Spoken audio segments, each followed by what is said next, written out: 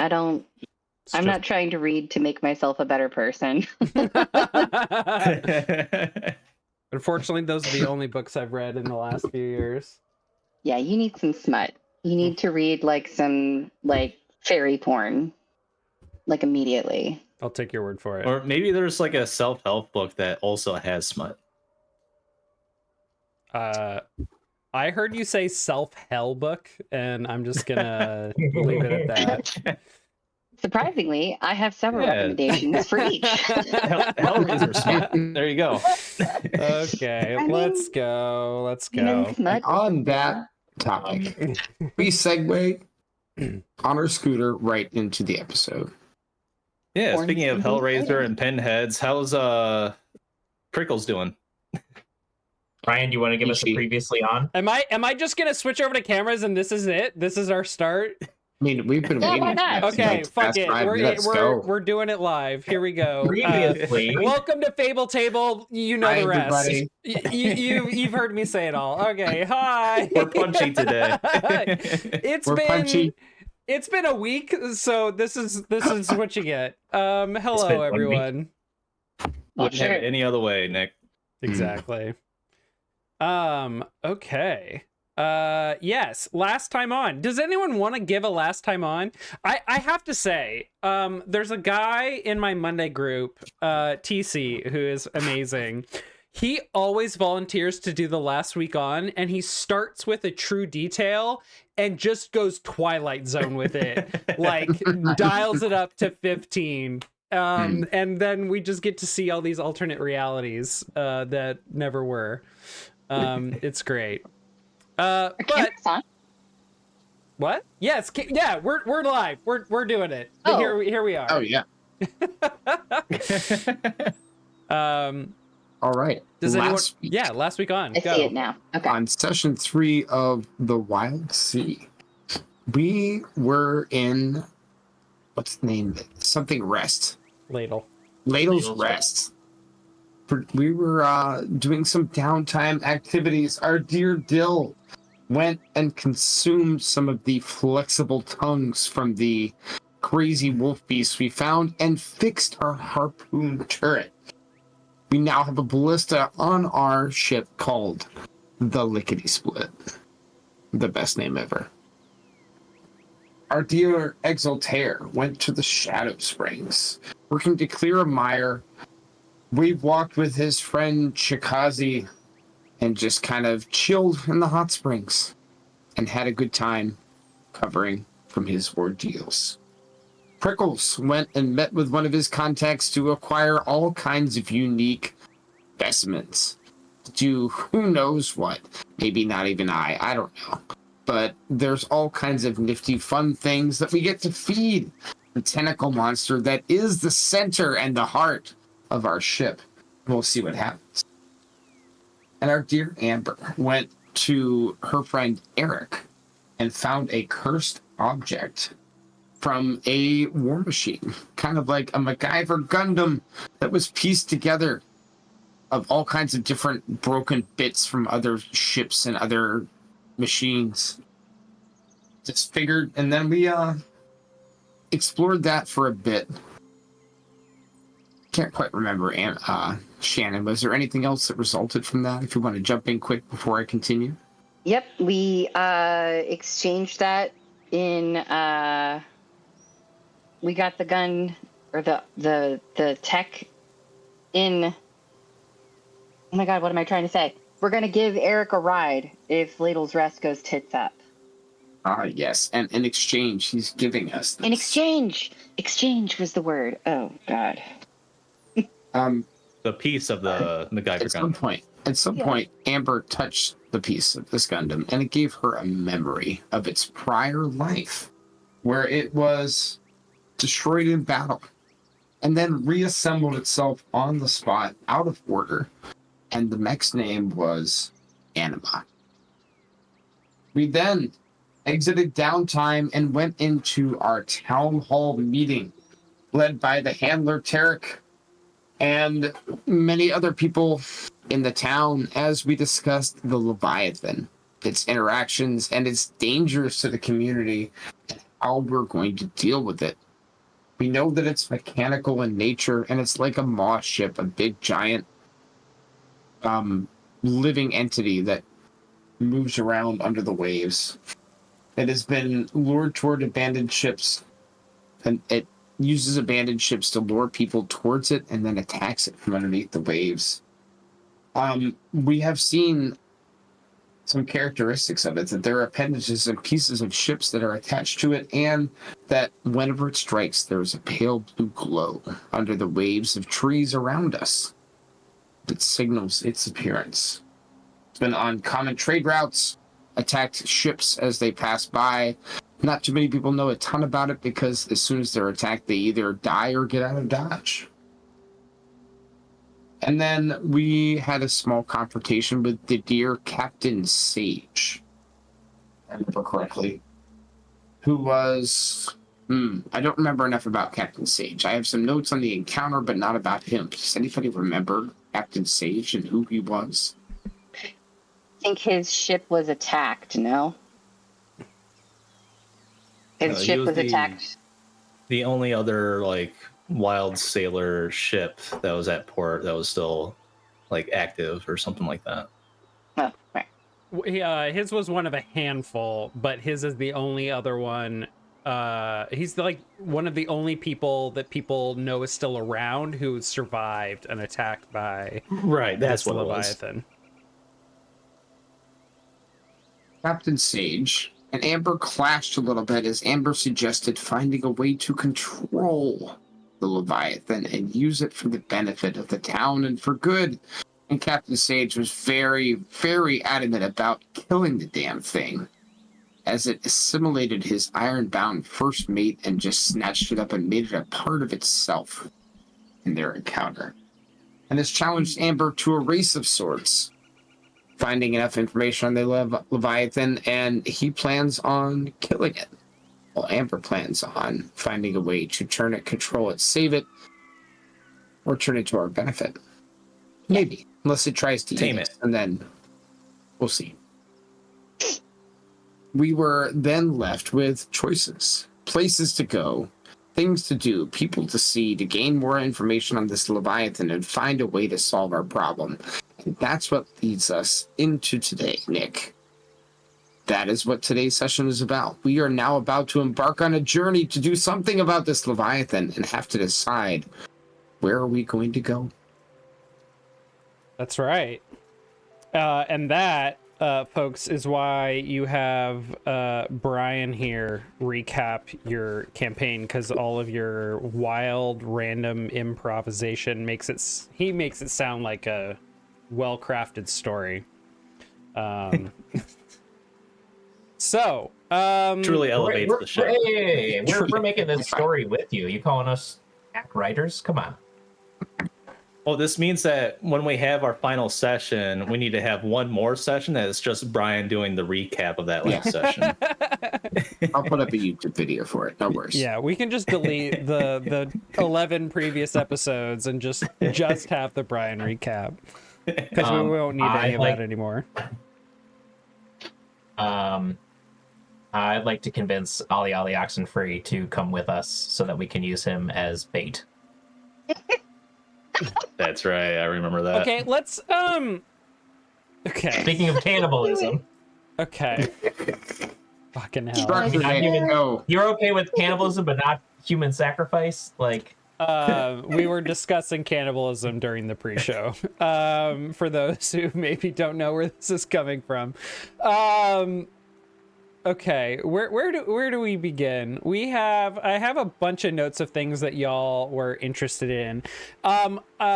So yeah, I think we can first have a conversation about where you all think you want to go. And one of the things I will encourage you to look at if you aren't really if you kind of forget some of the options on our ship sheet under our game sheet, under the ship tab, there are factions. And these are color coded in a couple different colors that kind of are going to represent different areas or potential groups you could connect with. But there were a couple of specific options that I think I had highlighted, but if you all want to come up with your own creative solutions, we can go from there too. There is a place called Jorah's Beard that is not just a place, but it is a small town that sits on a Leviathan, Jorah, its maw. Jorah is a 2-mile-long worm that exists in the Ictarine, which is kind of like a humongous Eaton desert to the east.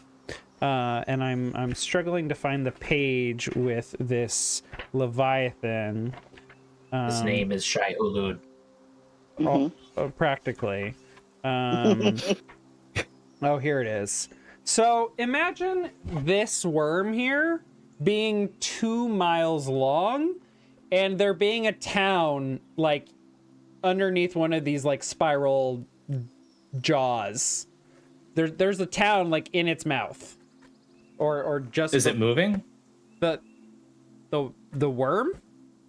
Yeah. Yeah. Or is it stationed? Okay. They control it.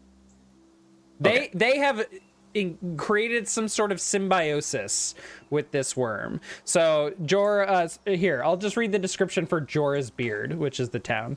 Surviving an encounter with a Leviathan is beyond the means of most. Taming one is a feat deemed impossible by the majority, not to mention establishing this pirate port town.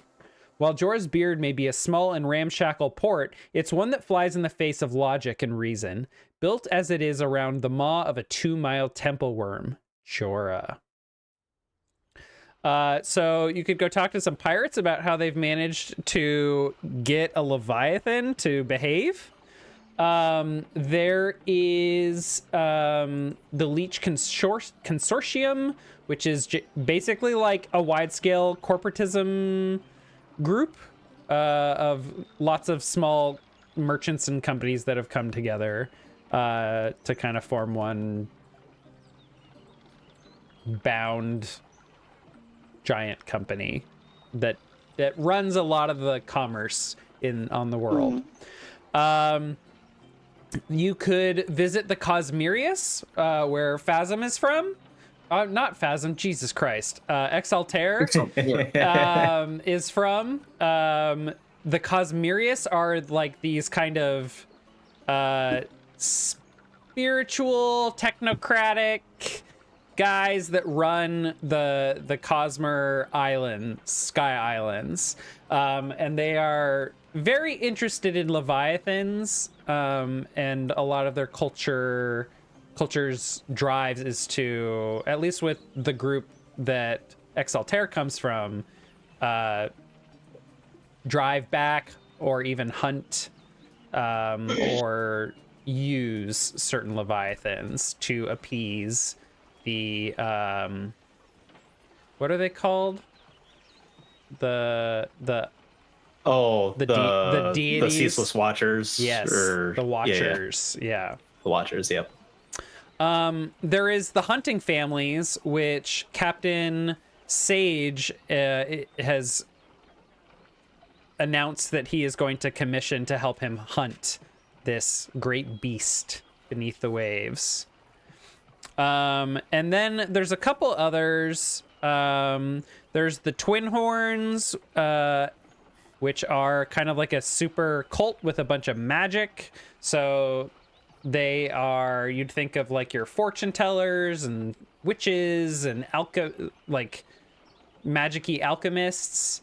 They live on the mountains, and their magic and visions and prophecies might be able to lend some aid. They are over at the Interregnum, which is kind of the snowy area to the south. And then there's also to the south the Hearth, which is run by a group that lives in a tower called Wither, which is kind of a city of conflict, but it's got a bunch of like engineers that have tended to this tower's like an engine that was built at the base of the tower, deep beneath the ground, that has kept it warm for centuries, despite the cold climate. So they're very technologically advanced over there. And then there's some really creepy and scary people over in the Kremich Current. There are the Ravenous, who are Ridgeback, how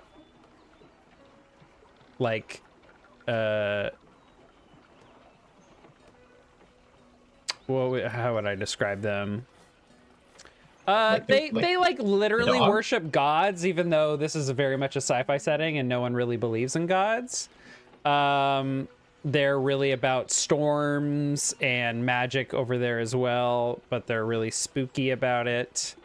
And then there is the Bone Pickers. You don't want to go to visit the Bone Pickers. They are like a large family of wreck scavenging pirates, that have some sort of honor code around salvage, but they're also they're called the Bone Pickers. Yeah, they're called the Bone Pickers. So related. Could this have something to do with why you brought up cannibalism earlier, or is this just? Who could say? My wheels are turning. That's crazy. I don't know. Oh. Why don't you roll and find out, Shannon? One question. I know you said that Jorah's Beard and the Leech Consortium are to the east. You said that to the south is the Hearth. The Ravenous and the Cosmerius went directionally. Where are they at? The Cosmerius are up. Yep. Z. Yeah, they're on the Z axis. Although, Got it. Be positive. Got it. there are a couple ways to get up to those sky islands, and we can talk about if you're interested in them. And then the Ravenous and Bone Pickers are in the Kremich Current, which is like a place that is like really dark all the time for some strange reason. Like light just doesn't work right over there. And that's to the west. And beyond that is the Ambered Irons, which is where Amber is from. But that's on the other side of that?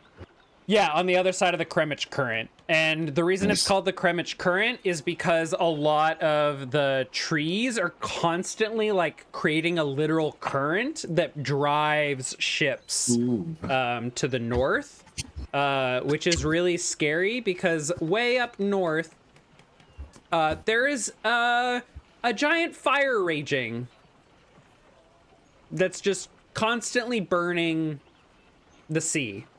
But it has not grown. It is just constantly locked in this state of consuming the plant material as that plant material grows, to keep it at bay. Meaning the forest is actively feeding its own fire? Correct.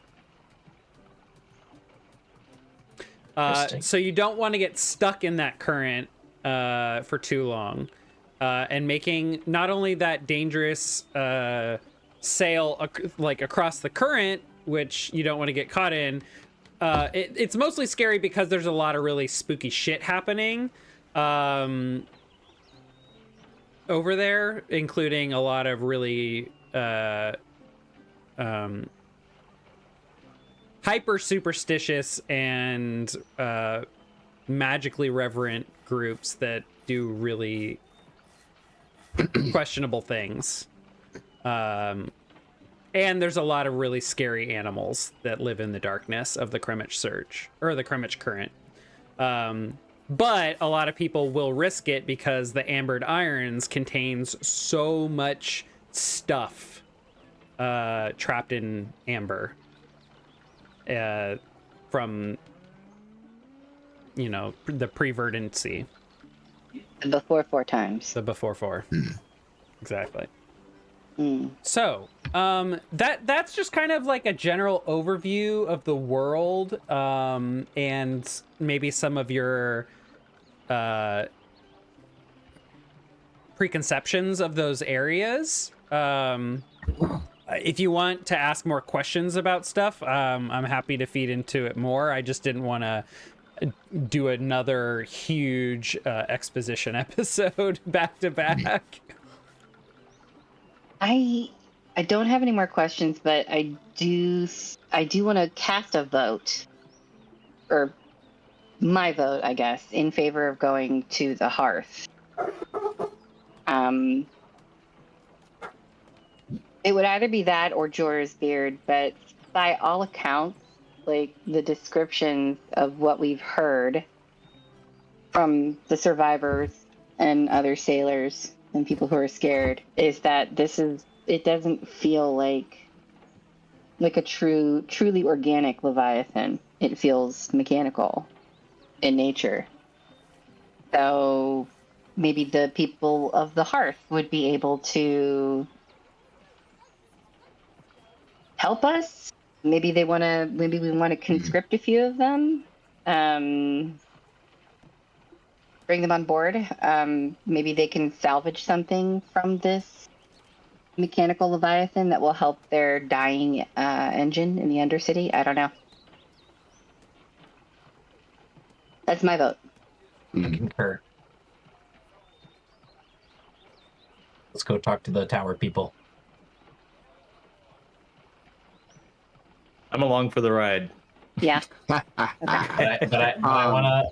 want to press gang Ali Oxenfree into becoming a crew member. He'll have a job. We'll swear we'll pay him. Wink. I mean, I'm on board. I'm, Can I start a scene here, Nick? Sure. And do this in character. I think we're all maybe sitting in our navigational suite. Maybe a chart of the Wildsea is out in front of us. And I think Prickles is like staring at Dill. Why do you want Ollie Oxenfree with us again? I understand what Amber's saying about hitting the heart. That makes sense. But what benefit does he have? He's crafty and he's clever, but also we've confirmed that this Leviathan will absorb other iron. Oh, He's so bait. Huh? Sorry, what'd you say? Hold on. Let me speak your language. Appetizer? Moose boosh. A moose boosh. That makes more sense. Perfect. If this Leviathan is indeed drawn to Ironbound and drawn to spirits of the mechanical world that it can absorb, then it would make sense to attract it to one location with a sacrifice.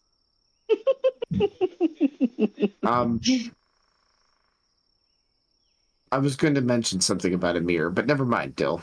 Don't worry about that. Like me, his life is simply a moment in time between machines at a moment of high stress. I could barely even consider it a murder. Ponder that for a second, and then immediately just completely turn away from Dill, and be like, "Captain, your thoughts?" Dill, just so you know, while you're doing this, Dill is looking back at like the pile of pinwolf carcasses and bits, and he's like, "They were killed, and we used them for a specific purpose. I don't see a difference."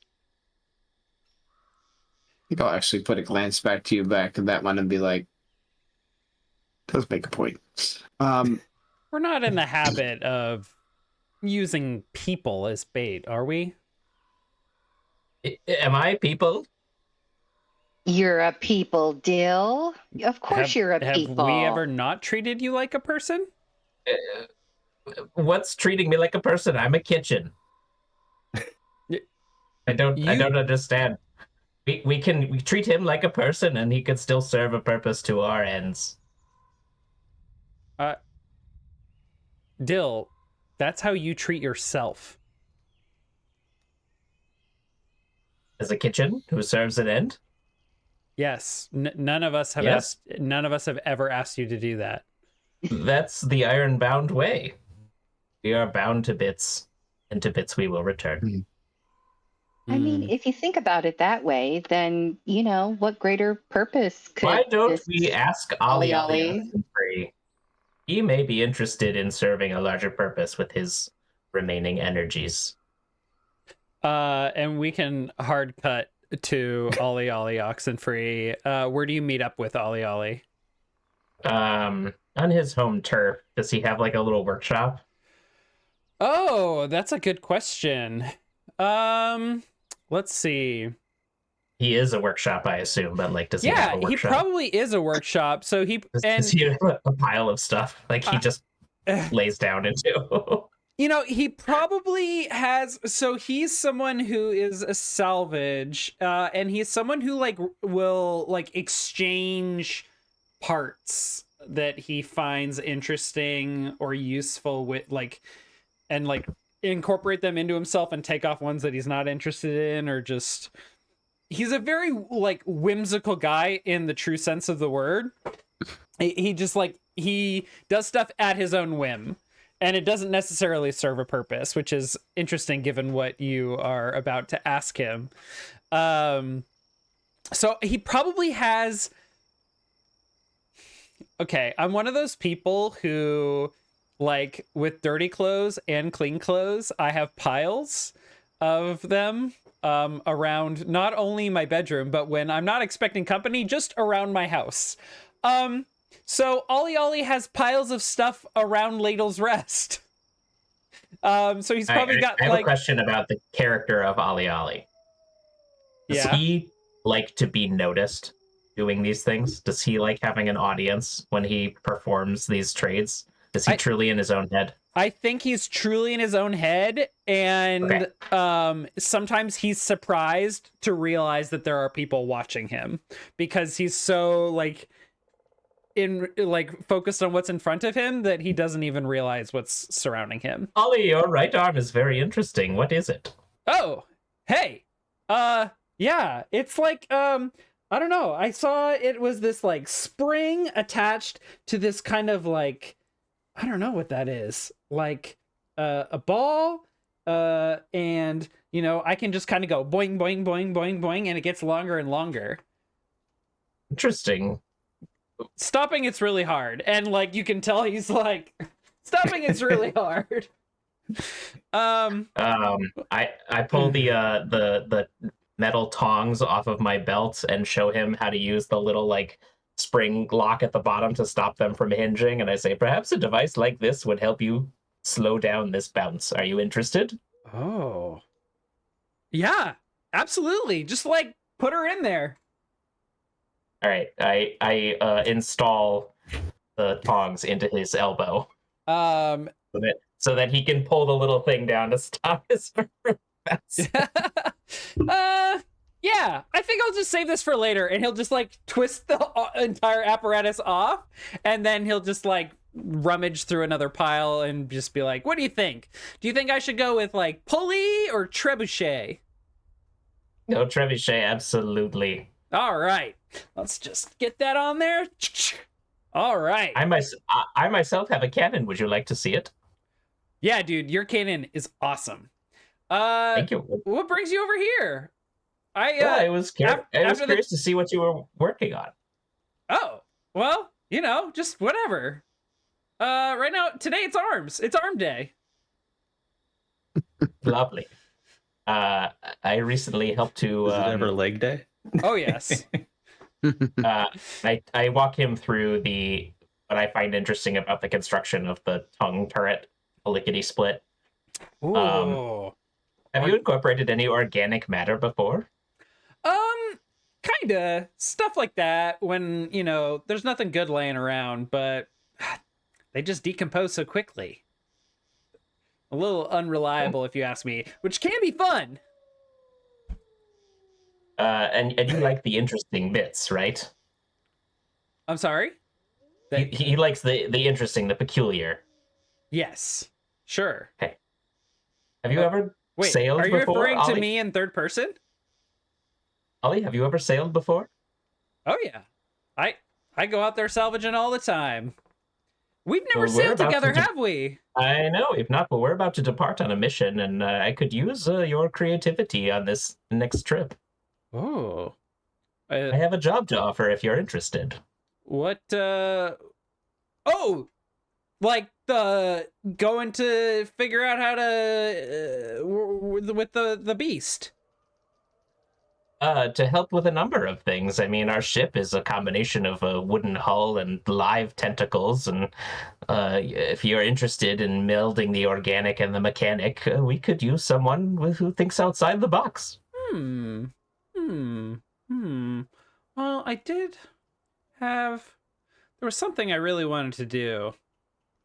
Actually, I think I had... I think you told me you wanted to come on this journey. Remember, we talked about it yesterday. That doesn't sound right. But now that I think about it, I think I have I think I have like 5 things I wanted to do, but this does sound interesting. You know what? Count me in.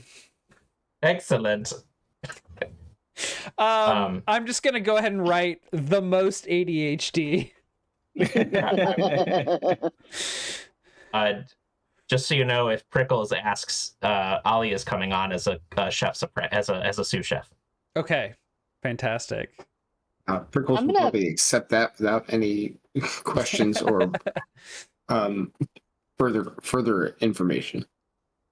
I want to pull Dill aside and be like, "Hey, before we kill him, can he take a look at my cool mech arm?" Oh, I bet he would love to. There's no rush. He can serve many uses. You like have all a of us. mech arm? I thought you had a hook hand. I have a hook hand, but I got the cool mech arm from Eric. It was just like one little Okay. I thought we learned it wasn't chunk an arm. of the mech. Okay. We don't know what part it is. The mech is like massive. 6 to 10 stories tall, and you have a part This is of a it that's Voltron like situation. Yeah, the arm would be this could be ship. a joint. This could be a finger. This could be like Yeah. you have no idea. I want him to take a look at it. Now I'm you're calling it. We can have a scene of I that love it. at some point. Absolutely. So I think this is a good segue. I want to draw our attention to the rules. Rule followers you. So the rules say no human sacrifice? Not at all. So on the third picture within the rules tab over where we looked at montages before, it actually outlines the stages of journeys. The first stage is departure. Set a destination. It sounds like our destination is the hearth. Let's do it. Okay. You haven't heard from Salt or Prickles about alternative options. I don't, Salt was like, I'm along for the ride. But we did not hear from Prickles. Well, that was Travis saying that, but okay. Salt is probably... Salt is interested in a lot of things, so he wouldn't really be able to decide between, like, the multiple options. So, pretty much the same. Okay.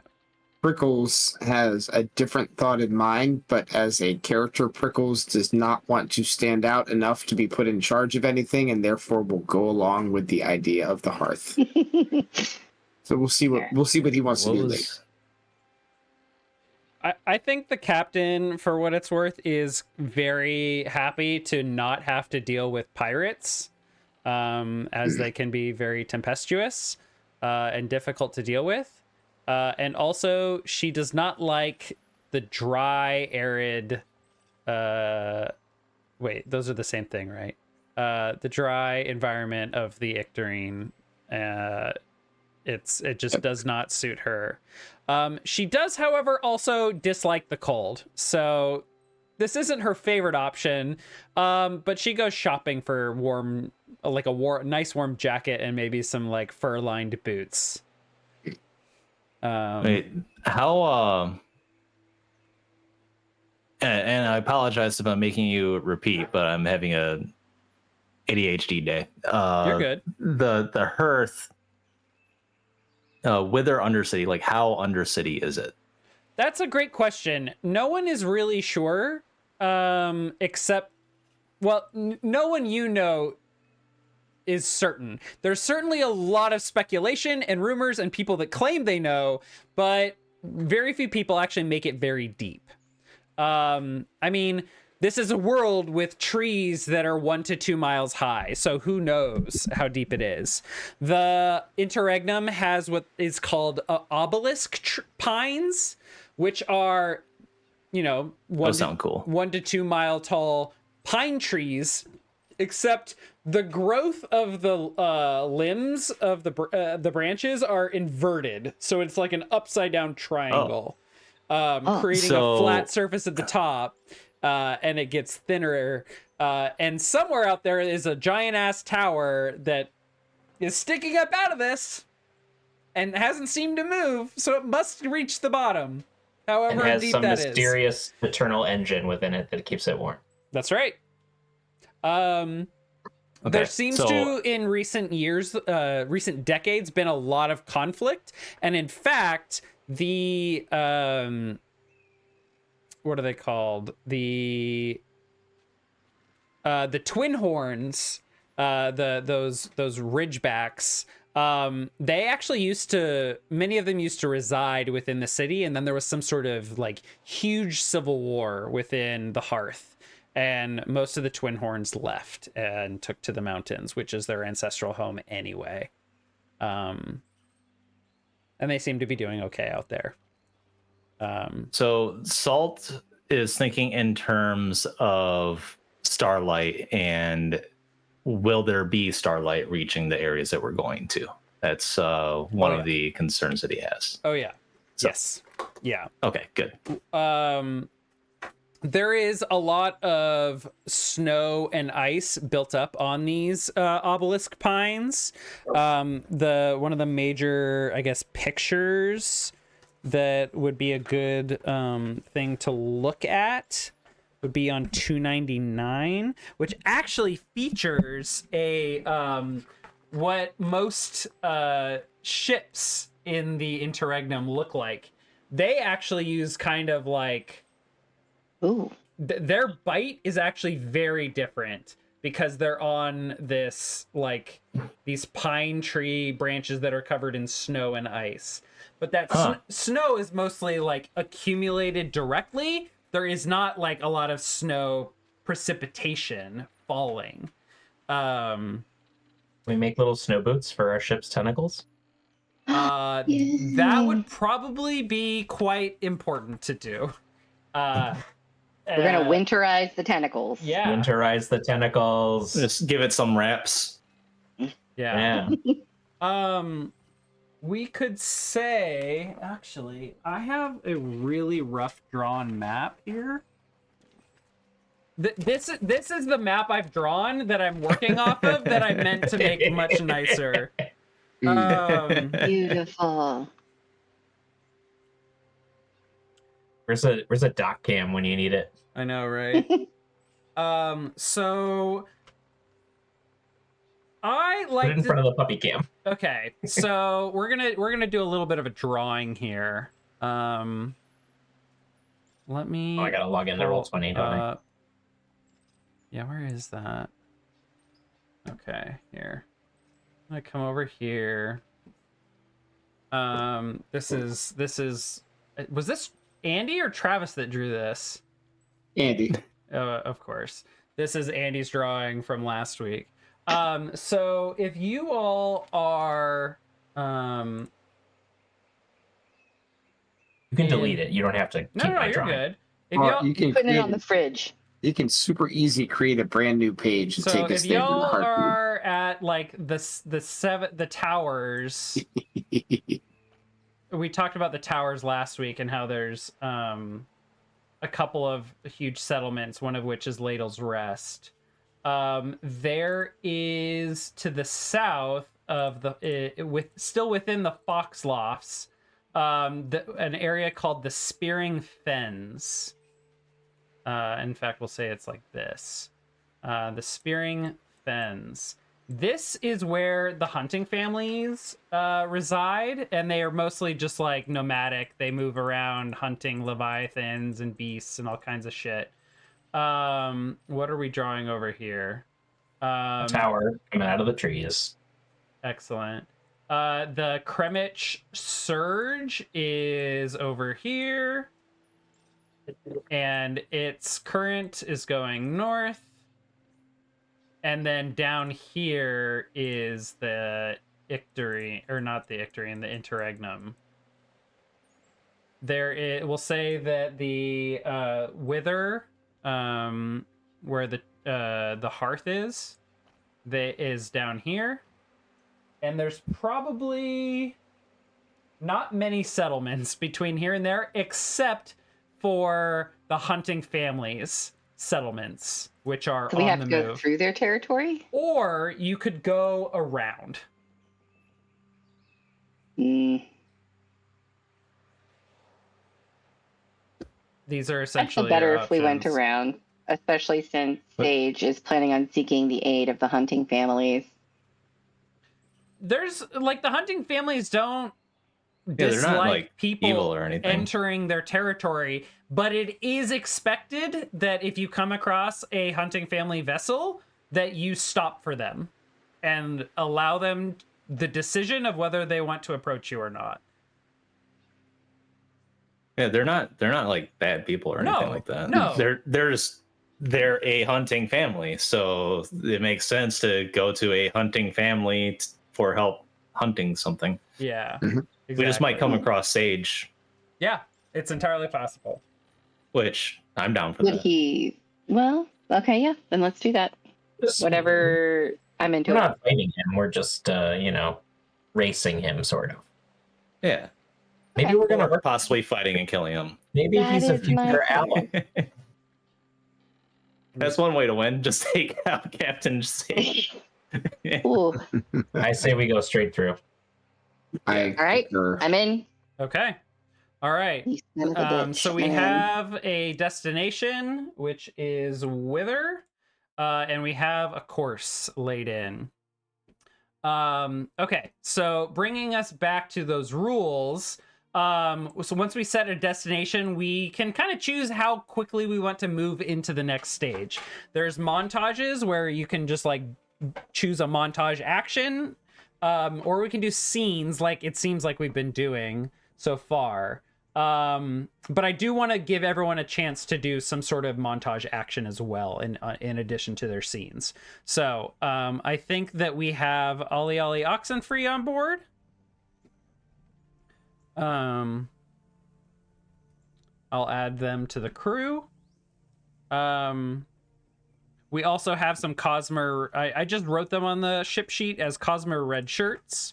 I'm not trying to suggest anything about them and their fate. They wear red clothing. Yeah. why No, they have red actually shirts on. that is specifically not true. They wear black and like silver. But they're red in Dill's eyes. That's all that matters.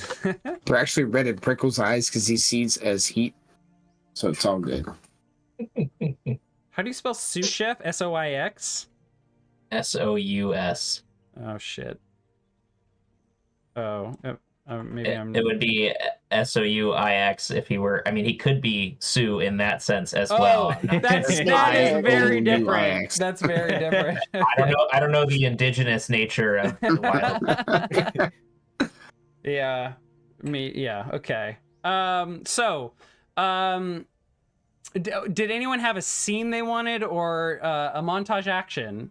Again, the montage actions are acquiring something, recovering, creating something, or if you have something that doesn't fit neatly into those three things, you can start a project, which would create a track for you to follow and do work on. I think just putting the booties on our tentacle boy. I have a plan for that. Yeah. Right on. Yes. Can I start a scene between myself and Dill? Wow. Yes, no, So much maybe. yeah, of course. So much favoritism though. Well, I mean, this is important. I have stuff to talk to Amber and Exaltair about too, but at this stage, Go for it is tentacle fixing time. I I would like to It's do a tentacle recovery. time. I would like to do a recovery for myself and the tentacles through a scene with Dill.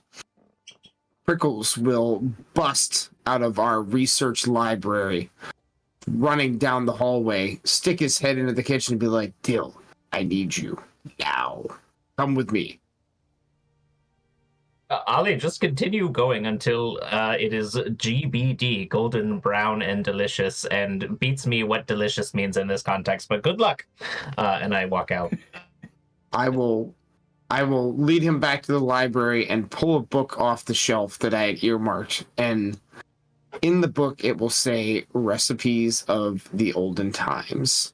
And I will flip open to a page where there is this weird amalgam gel thing sitting on top of a plate. And I'll say, Dill, have you ever heard of Jello? This substance is unfamiliar to me. Is it... It looks like something I saw a chef making back in Ladle's Rest called aspic. I have no idea what that means, but I'm glad you have some knowledge. I will pull out from under the table a bottle of whiskey, some hot chocolate, some gelatin, and I will turn to my left side, and on Prickle's side, you will see that the aloe vera has been grafted onto his left hand hip. Ooh. I'll be like, and I'll pull some out of it, I believe. He's got an aloe vera love handle. Yes, an aloe vera love handle, exactly. And I'll say, if you mix these ingredients together and make this Jello and feed it to the ship, I believe it might heal the stings on the tentacles and prepare them for the cold weather. This book says something about hot chocolate warming the soul and whiskey warming the heart. These combinations together with gelatin and aloe vera, nothing could be better to prepare us for the cold and the harsh climate we're about to go into. My good sir, your logic is very sound. I agree completely with your assessment. He's not precious, so he literally just rips the page out of the book you're holding. And I should get to work at once. And runs back down the hallway. And Ollie, drop everything. We have a new assignment. Yes, chef. All right, I prepare for the instructions in this book. Is this like you said it was an ancient cookbook, so can we assume for the vernacular of our show that means that this is like a recipe from like the 20s or something, as it would appear to us now? Okay, so it's unhelpfully undetailed. Everything is in like arcane measurements that I have no idea what it means. Oh yeah.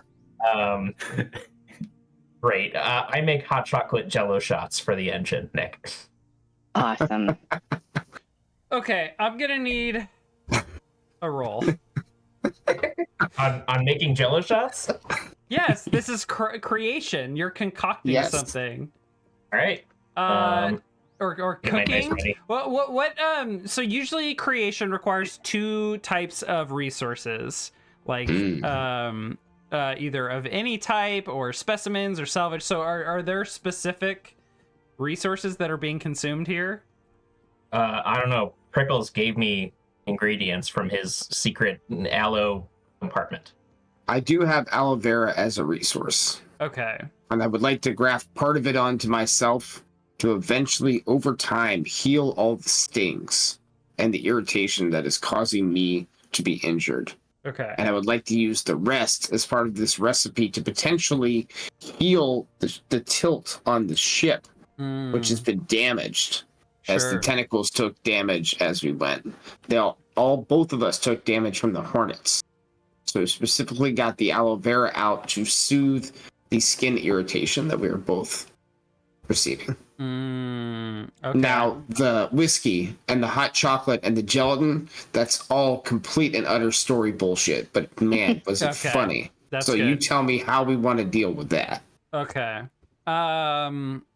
I need you, so with this action, you get to kind of focus right now on just either yourself or the ship. Then definitely the ship. I can wait. Okay. This would sound like a sort of healing roll. So I will need some sort of a roll to like apply the aloe vera to the tentacles here. I think this is a Tides cook, right? So I'm reading from this old book with this recipe, this old lore from a forgotten time. Sure. In terms of like how potent you make it, yeah, that's fine. And then I don't know if I would cook this. I mean, I am a flavor engineer. That is one of my aspects. Okay. Which is I can treat salvage as specimens when creating meals. The results are still oddly edible. Well, I think you're getting a specimen anyway, so but I don't think it really matters here. It's still being used. So is that 3? Nice. I don't think flavor engineer gives you an advantage here, but Tides plus cook is 2. Okay. And can I consume the aloe vera to give him? Well, we're gonna see if it is fully consumed or not here. Okay, sounds good. I'm gonna do this without the glare. All right, here we go. That is double ones. So I think unfortunately, with a twist. Yeah, I think unfortunately the aloe vera is really not that potent, especially for how much of it you're going to need to treat these limbs. So it is absolutely going to consume it all. So go ahead and consume that. But we have a twist here. So any suggestions for what that could be? Something to do with the gelatin being like too sticky or too like firm or something. Like it's too potent. It turns into like hard candy rather than gelatin, and it's unpalatably tough. I don't know. I guess I mean, at this point is the twist that we can't feed it to the ship and we just have it as really nasty food for the crew. Oh, to be clear, you don't have to feed it to the ship. You have to rub this on the ship. I'm making like a poultice for the ship? Okay. It's aloe. It's aloe. Come on. Okay, yeah. But Prickles told me I was feeding it to the ship to encourage the ship to heal itself. That's true. That's true. Yeah, because it was meant to warm from within. The ship doesn't want to eat it, so you're gonna have to spend another action coaxing it or something, or try and get it later to eat this. Is that what you're suggesting, Travis? I don't get the say here. I just wanted to like start the dialogue. I didn't know where it was gonna end. I was going to say maybe the twist could be that Prickles actually held on to like a teeny tiny little bit of the aloe and he like secreted it away like in an armpit or something. No, still got it on my hip. I wanted to graft it to my skin permanently. That was my hope. Oh, okay. I thought he meant one day I'll have more. All of it. Okay. But the aloe was gone.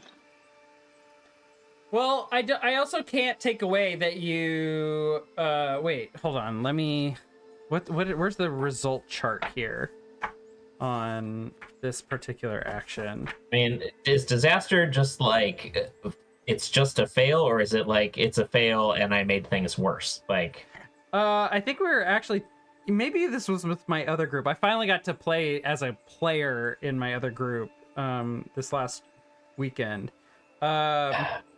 We're always living up creation to other group. No, we actually played this last Saturday. Yeah, it was really fun. We actually also have a crane that is named on our ship, and it's very different, and I love it. Where did this go? The montage. Oh, page 60 here.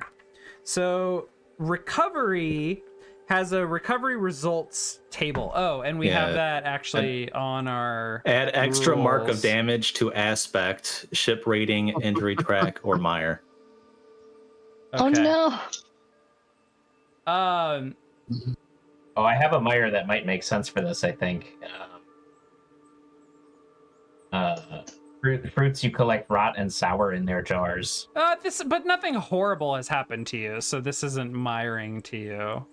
Okay. Yeah, it's whatever you're trying to clear or fix that gets one track worse. Okay. I think it's what the disaster is. So we damage the tilt for the ship then? Yeah, I think we damage it further. Clicking it on. It's too sticky, so the tentacles keep like sticking to each other and stuff, and it's limiting the mobility. I was gonna suggest the ship actually does consume it at first, and then it violently vomits it back out right at someone. And the ship develops like petechia from vomiting. Oh, I kind of like that. Like a giant maw. Oh man, we had to like scoop up the vomit and then bring it above deck to bail it out. Yeah. Oh no.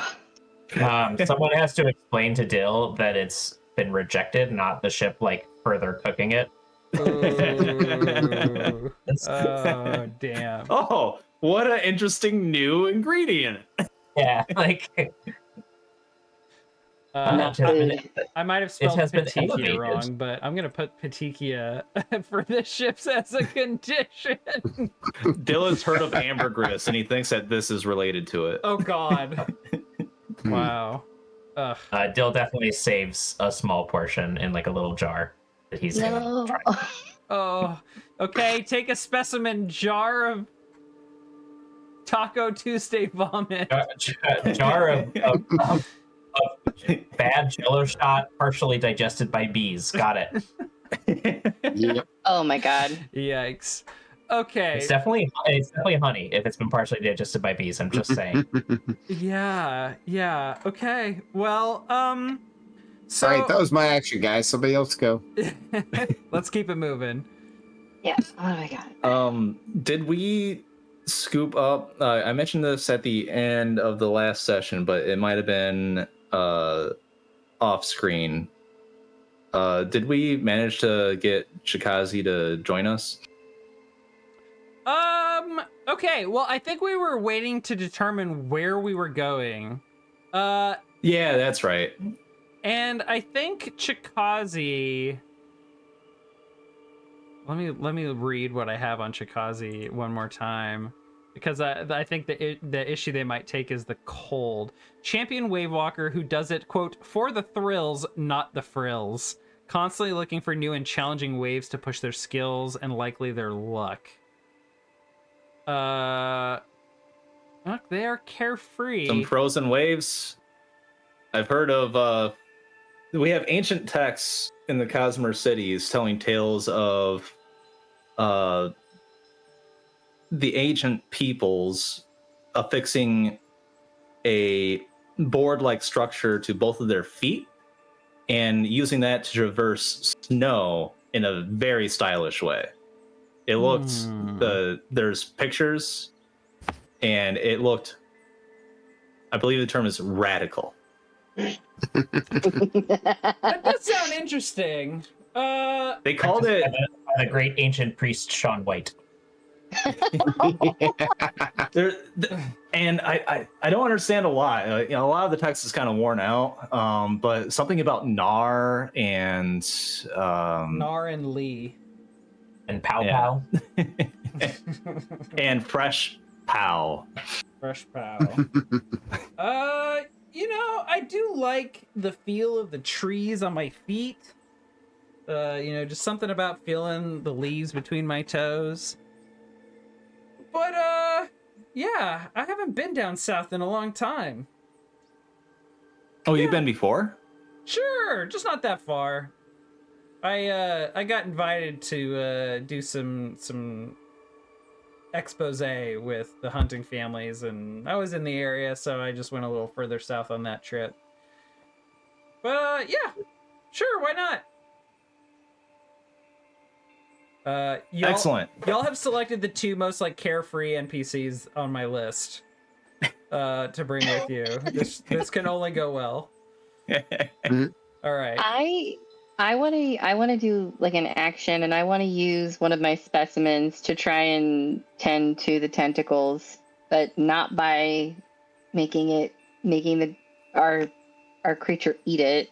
One of my specimens, and I don't know what it does, so I'm just gonna preface with that and hope that I don't fucking kill our ship. Is milkweed. Oh, okay. It sounds like it would be soothing. And I want to make a poultice with the milkweed and like wrap its little zapped little spots on its tentacles and try to Sure. to heal what ails it. Yeah, in the handbook, there is exactly one reference to milkweed, and it is on the list that says, you could take one of these. There is Great. You tell me. What is milkweed usually used for?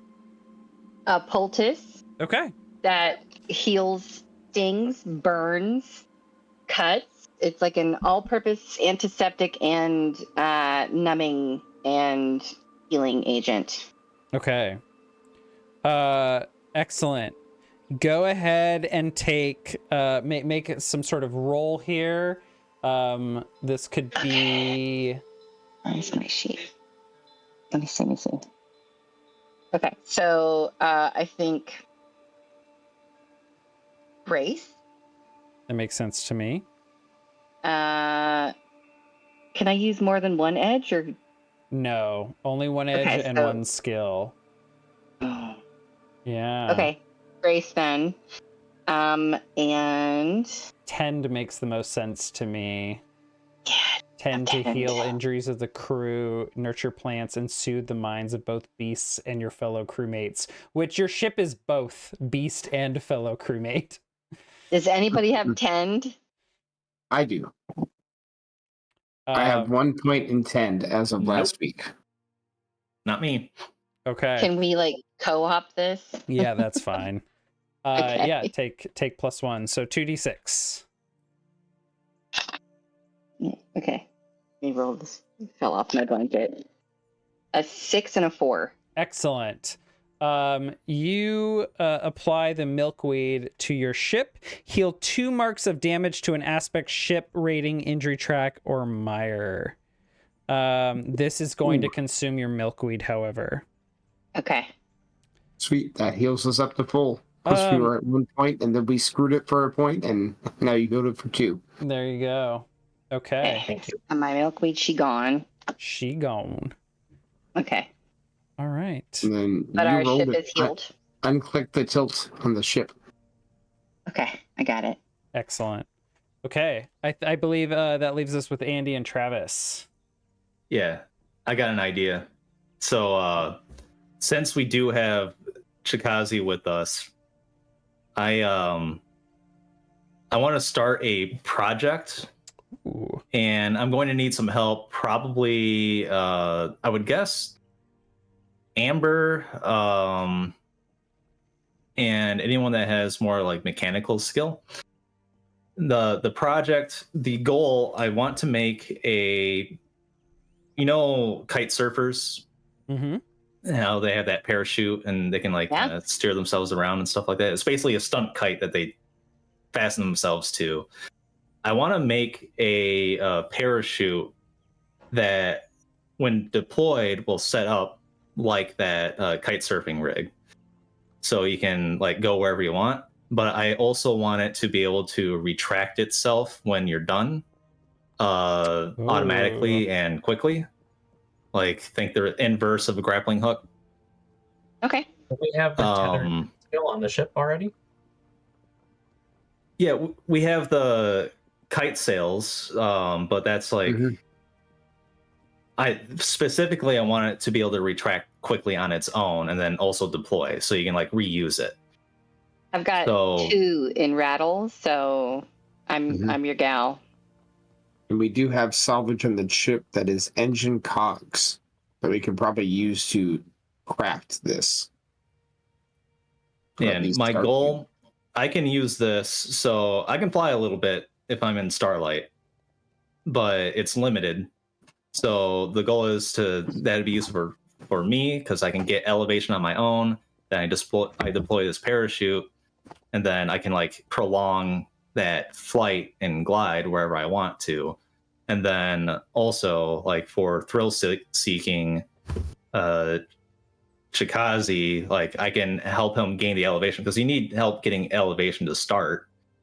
And then he can kind of go off and do his own thing and like wave walk and whatever, and he doesn't have to rely on me all the time to get elevation or whatever for that kind of thing.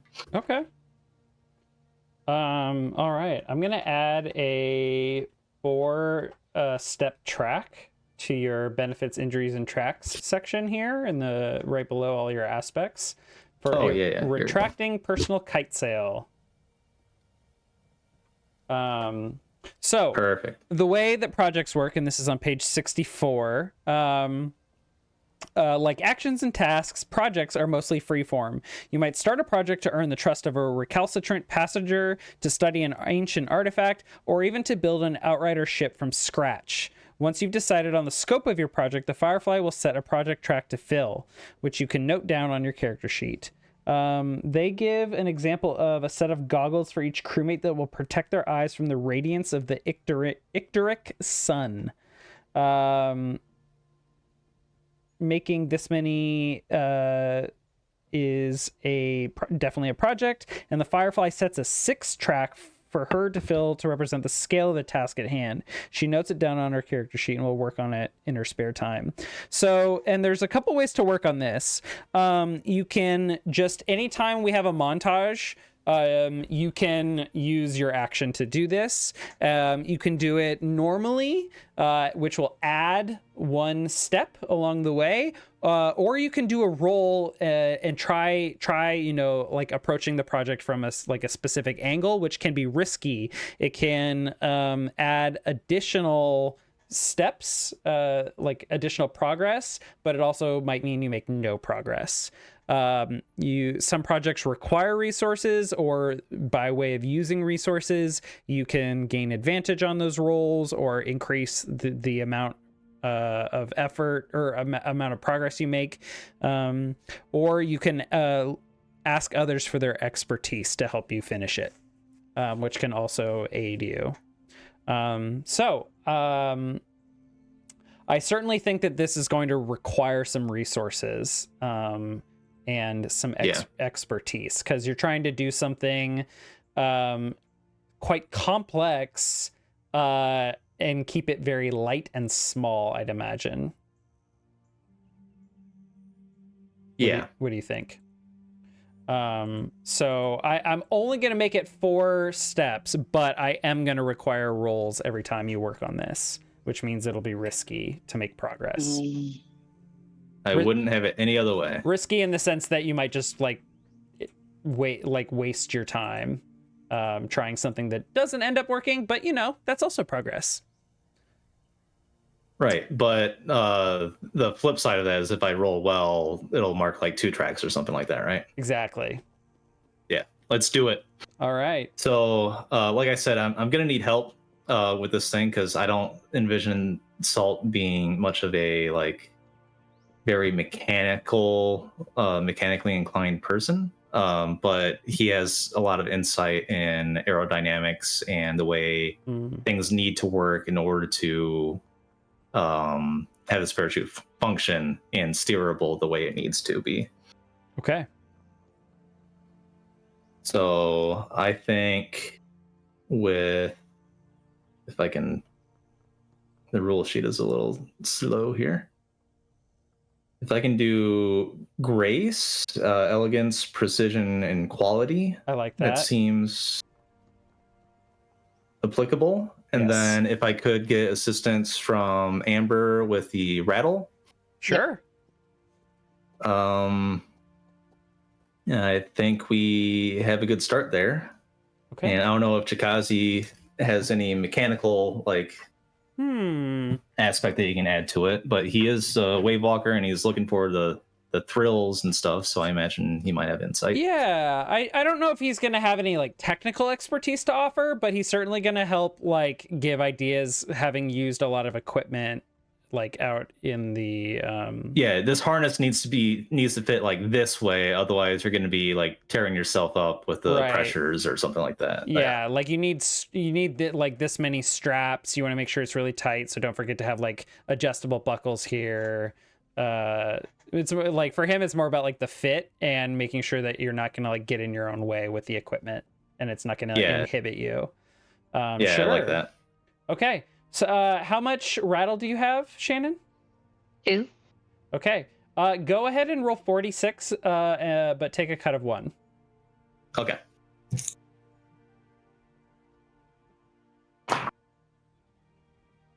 Okay, cut of 1, so I lose the 6. Ooh. And then I've got a 5, 4, 2. No twists, but I got a 5. Okay. I think that you make some decent progress. I think there's a lot of like sketching and mapping this out and kind of like maybe even kind of prototyping a little bit. Or maybe prototyping just isn't practical in this world now that I think about it. But we'll give you 2 steps of progress.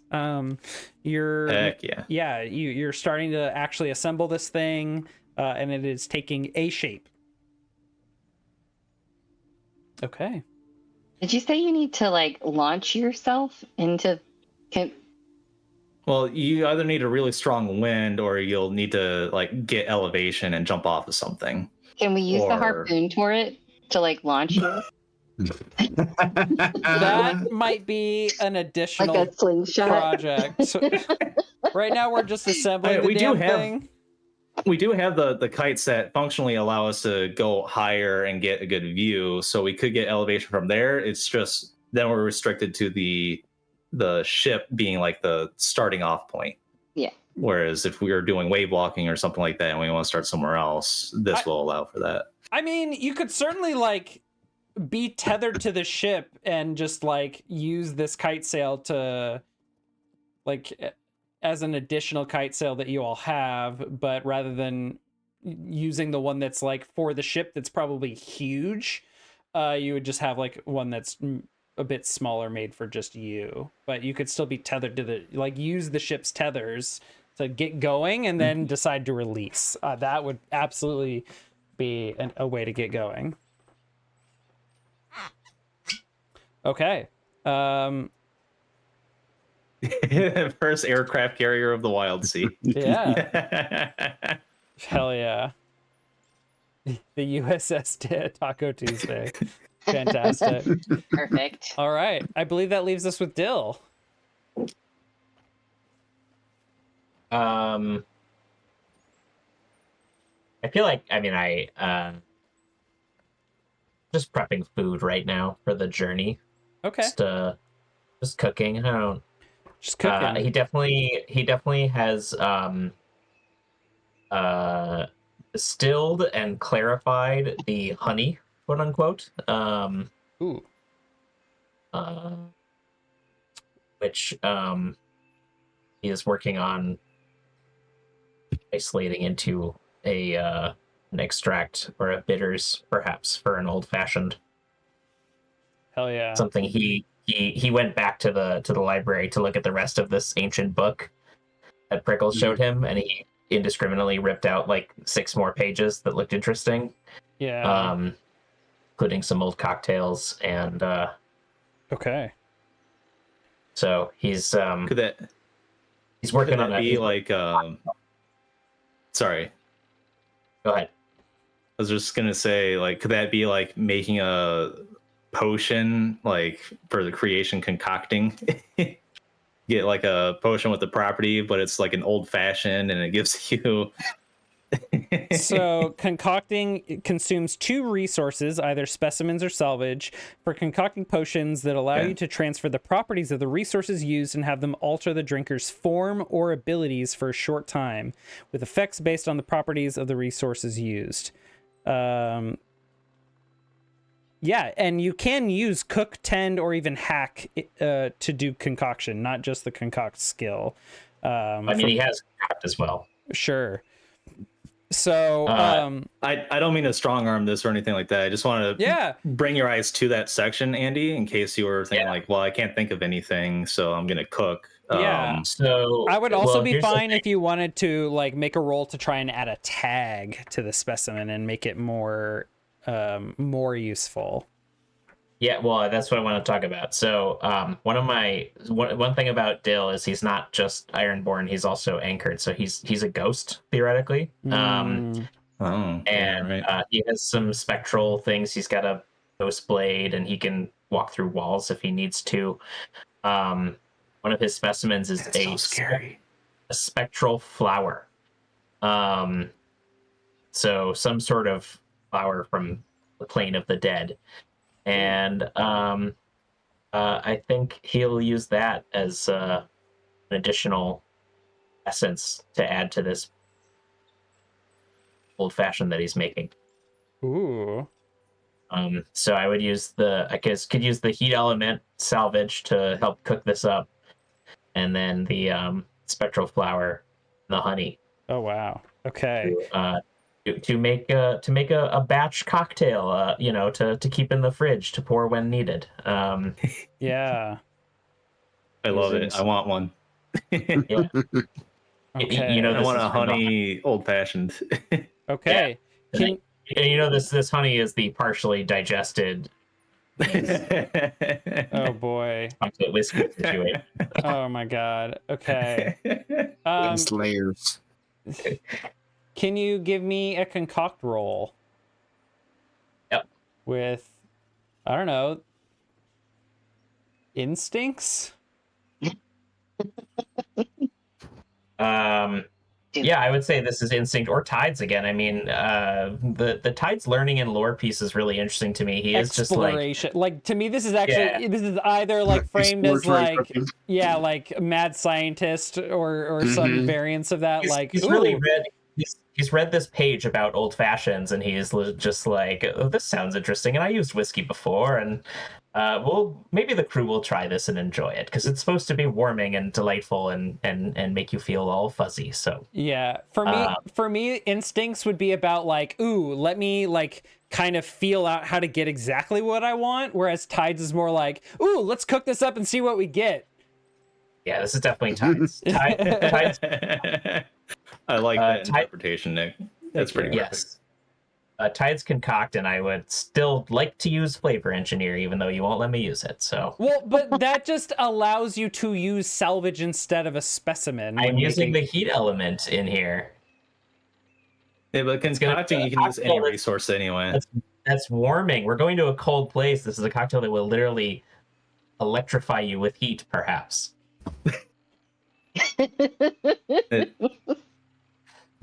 Concocting as it is, you can use whatever resource you have. So the heat element just comes from. Oh, I see. Okay, fine. It's a piece of salvage he has. Fine. He will sacrifice it into the making of this cocktail to create a warming sensation. Okay, take +1 for your heating element. Okay, so three dice then. So reluctant. It's a warm. If you don't let him use it now, I feel like the way you're using heating element, it should just be an aspect, not a piece of salvage. I don't know what to tell you. The book said that's a salvage. Okay. He's making a self-warming old-fashioned cocktail, because everyone loves their old fashions like nice and hot. So it's like in the bottle, and you just shake it to activate it, and it'll like self-heat. Mm-hmm. Oh, that sounds spooky. All right, what do we got? All right. Okay. There we go. There. So we've got regurgitated aloe and a ghostly flower. Six, with a twist. Oh shit. So for creation, twist. Your creation gives an unexpected benefit in addition to the usual result. Something small but useful. I think that we don't know what that is. Excellent. I want it to cause hallucinations when we drink it. Maybe. I think rolling sixes. We find out. Have I made 6 servings? How many servings of this have I made?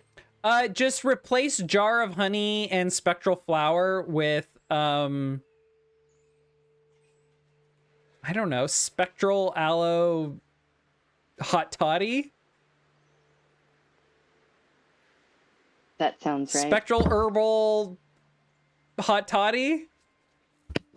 I don't. That makes you see God? Question mark. What was that? I said that makes you see God. Okay.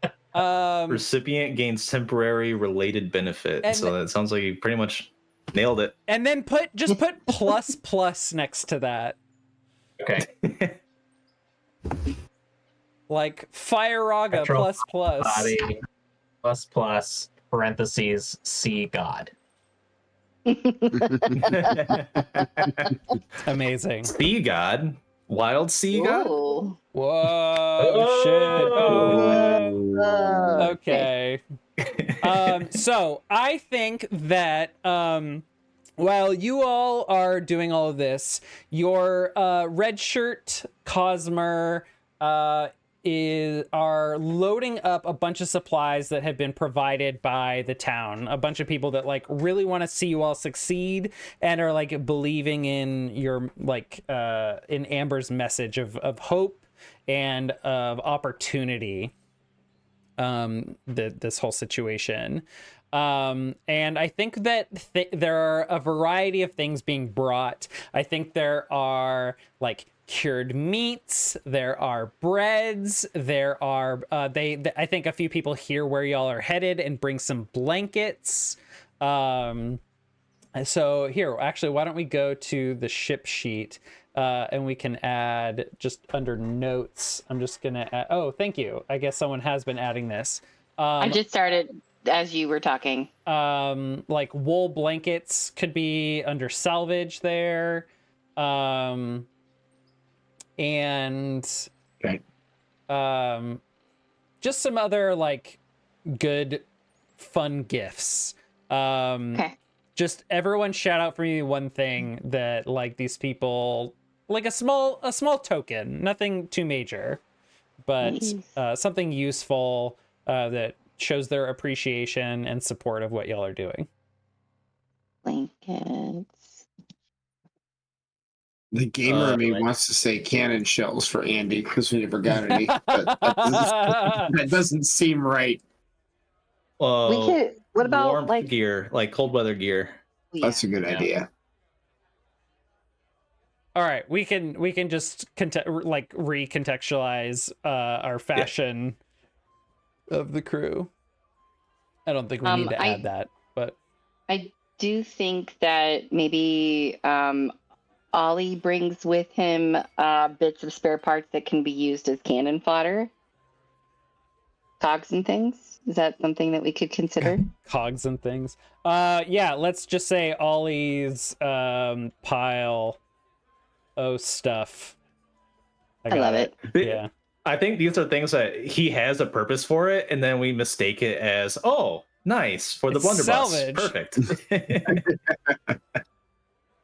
Perfect. Has anyone seen my telescoping like... arm? Has anyone seen my telescoping arm? Last time I saw it was sticking out of the Leviathan. What? Telescopes? No! They're downstairs. They're below deck. The telescope room is below deck. Oh, no. And then I was like, ooh, and goes running. What else? We don't have any Sage, Captain Sage supporters that are trying to like sabotage us, do we? No. Okay. I don't think that that's the spirit of this fiction, at least not the way I want to present it. People that are like-minded, like they may have rivalry, but they don't have like contempt for one another. Okay. I know survival's hard enough. Yeah, it's like there are people that are like, hey, I think Captain Sage's way is the right way, but hey, I'm not gonna stop these people from trying. Like, if they get there first, great, cool. But like, I think it would be dumb.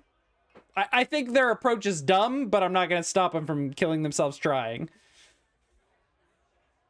Fair enough. Good. I'm so glad we have someone who's, level-headed enough to see that we just need to kill this thing. Captain Sage is my guy. Well, you're dead to me. So I was just saying that's not the attitude. Anyway, okay. All right.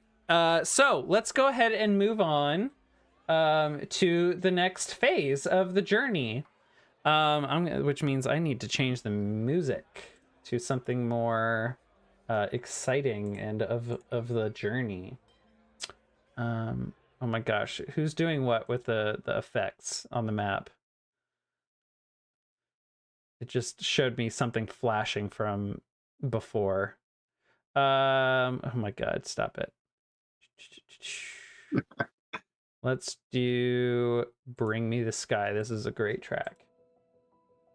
Okay, so for the journey phase, we get to trying to locate where the actual rules are so I can read a bit more about it. But we're essentially going to work on a track that represents the time and distance that it takes for you all to get where you want to go. This is going to be on page 70, I believe. Departure. The departure phase is what we just did, doing preparations and route planning, getting some cargo and crew. And then as we actually go on the journey, everyone is going to be taking a station as we work on this track. Each time we go on a leg of the journey, everyone will pick their station. They can stay the same or we can mix it up, and y'all will make rolls to determine how much progress you make along this track to get to your final destination. So on page 71, for optimal operation of a ship, certain stations have to be manned, but there are other positions a crew member can keep that allow them to particular options or opportunities during a journey. On this page, they keep the details kind of brief. There is, at the helms, whoever is driving the ship. You control the ship's speed and direction. Obviously, the captain can take this one if none of you opt to do it. There is also on watch, which is also essential. So there's just these two required posts. When on watch, you roll to see what the ship is about to encounter as the journey progresses. There are a few others. There is tending the engine, which gives you the option of overloading the ship for a burst of speed. You can also have the ship run quiet to increase your stealth and reduce the chance that you might be spotted by whatever you're about to encounter. There is cartographizing, Prickles. That is where you look for landmarks and distinctive places and use them to create new charts. And then another option is to watch the weather, which will give you some idea of what future weather conditions will be like based on your meteorological and environmental assessments.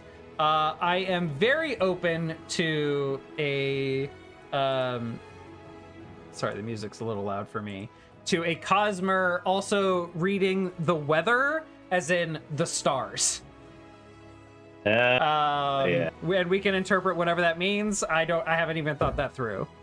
Okay, well, you better start thinking that through. Okay. That sounds dope. So, as we move on, and in fact, I'm going to, I think, bring up these rules on the screen, because there's quite a bit here. But on page 72... they get into these different stations that you can take, as well as like the mechanical and narrative implications of them. So at the helm, you have a few options. You can cut a path, forge ahead, or drop anchor. So cutting a path means you just travel at a normal speed and give whoever's on watch a good chance of spotting oddities normally. You mark a single box on your progress track, and when the watch roll is made, you can usually choose to encounter whatever is sighted or steer clear of it without problems. If you choose to forge ahead instead of cutting a path as the person at the helm, you make your passage across the waves rough but swift. the roar of engines and crackling of branches heralding your arrival. Watch is almost a formality. You have little chance of coming within visual range of anything without being spotted yourself. This allows you to mark 2 boxes on your progress track, but the watch roll is made when it is made, you usually blunder straight into whatever the encounter is, or damage your ship trying to avoid it, if you do happen to spot it and choose to avoid it. Or you can, instead of moving ahead, you can drop anchor and essentially just like move into a montage. Someone would still have to perform watch to keep an eye. Or no, I'm sorry, the undercrew, like our red shirts, would take over watch duties. And you all can like spend the evening or whatever time it is working on repairs or personal projects. So you basically just stop progressing and move into montage. I'll take the helm. Okay. Dill is taking the helm. I would prefer to tend the engine if possible. Okay. All right. So, for our I need to determine how long this track is going to be for this journey. So, y'all are heading quite far. You're moving into an entire, like, not just from town to town within the same region, but you're moving to an entirely different region. So, I'm going to say that this is actually quite a long track. So I'm going to go to our notes section, and I'm going to say that this is a 8-step track. Oops, let me go ahead and copy paste some stuff. And this is going to be reach the hearth. Okay, so we'll visit some of the other stations, but first we need to determine the helm stuff. So Dill, you are at the helm. Holiday, you are relieved. I'm sorry? I'm relieving Soliday of her command. Very well. I will work on some other things. Thank you for therefore making her probably a little more stressed out. Prickles, why is Dill taking the helm and not you? Because I'm tending to the engine, of course. And why are you tending to the engine? Just because I'm the navigator doesn't mean I drive the ship, Nick. I tell people where to go. My name is catalog Soliday. I don't know who this Nick person is. I apologize, Captain. You call me this all the time. I know. It's the immediately funerals. Still immediately enjoying the power he thinks he has by holding the wheel. It just goes, knock off the chatter, you two. Be about your business, thank you. That's Captain, and I walk below decks. All right. Excellent. So, Andy, how fast are we moving? Are we cutting a path or are we forging ahead? Start by cutting a path as we pull away from Ladle's Rest. Full speed, Prickles. I guess not full speed. We're cutting a path. We're going at a normal. All right. So we will mark we'll mark 1 step on the progress track to reach the hearth. All right. That brings us to whoever is on watch, and this is a required station, and you can have the captain roll this as well. I'm interested, and I really like the idea of figuring out at some point what watching the stars or mapping the stars or whatever, what that might result in.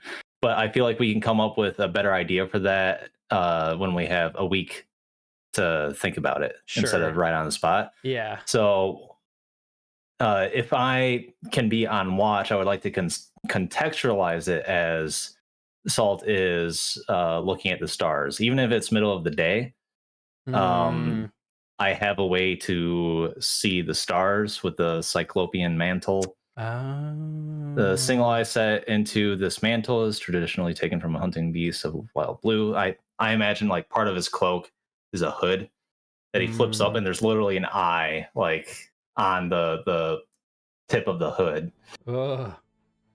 And Mark to see a usually opaque surface, such as a wall or a cloud bank, with perfect clarity for a short time.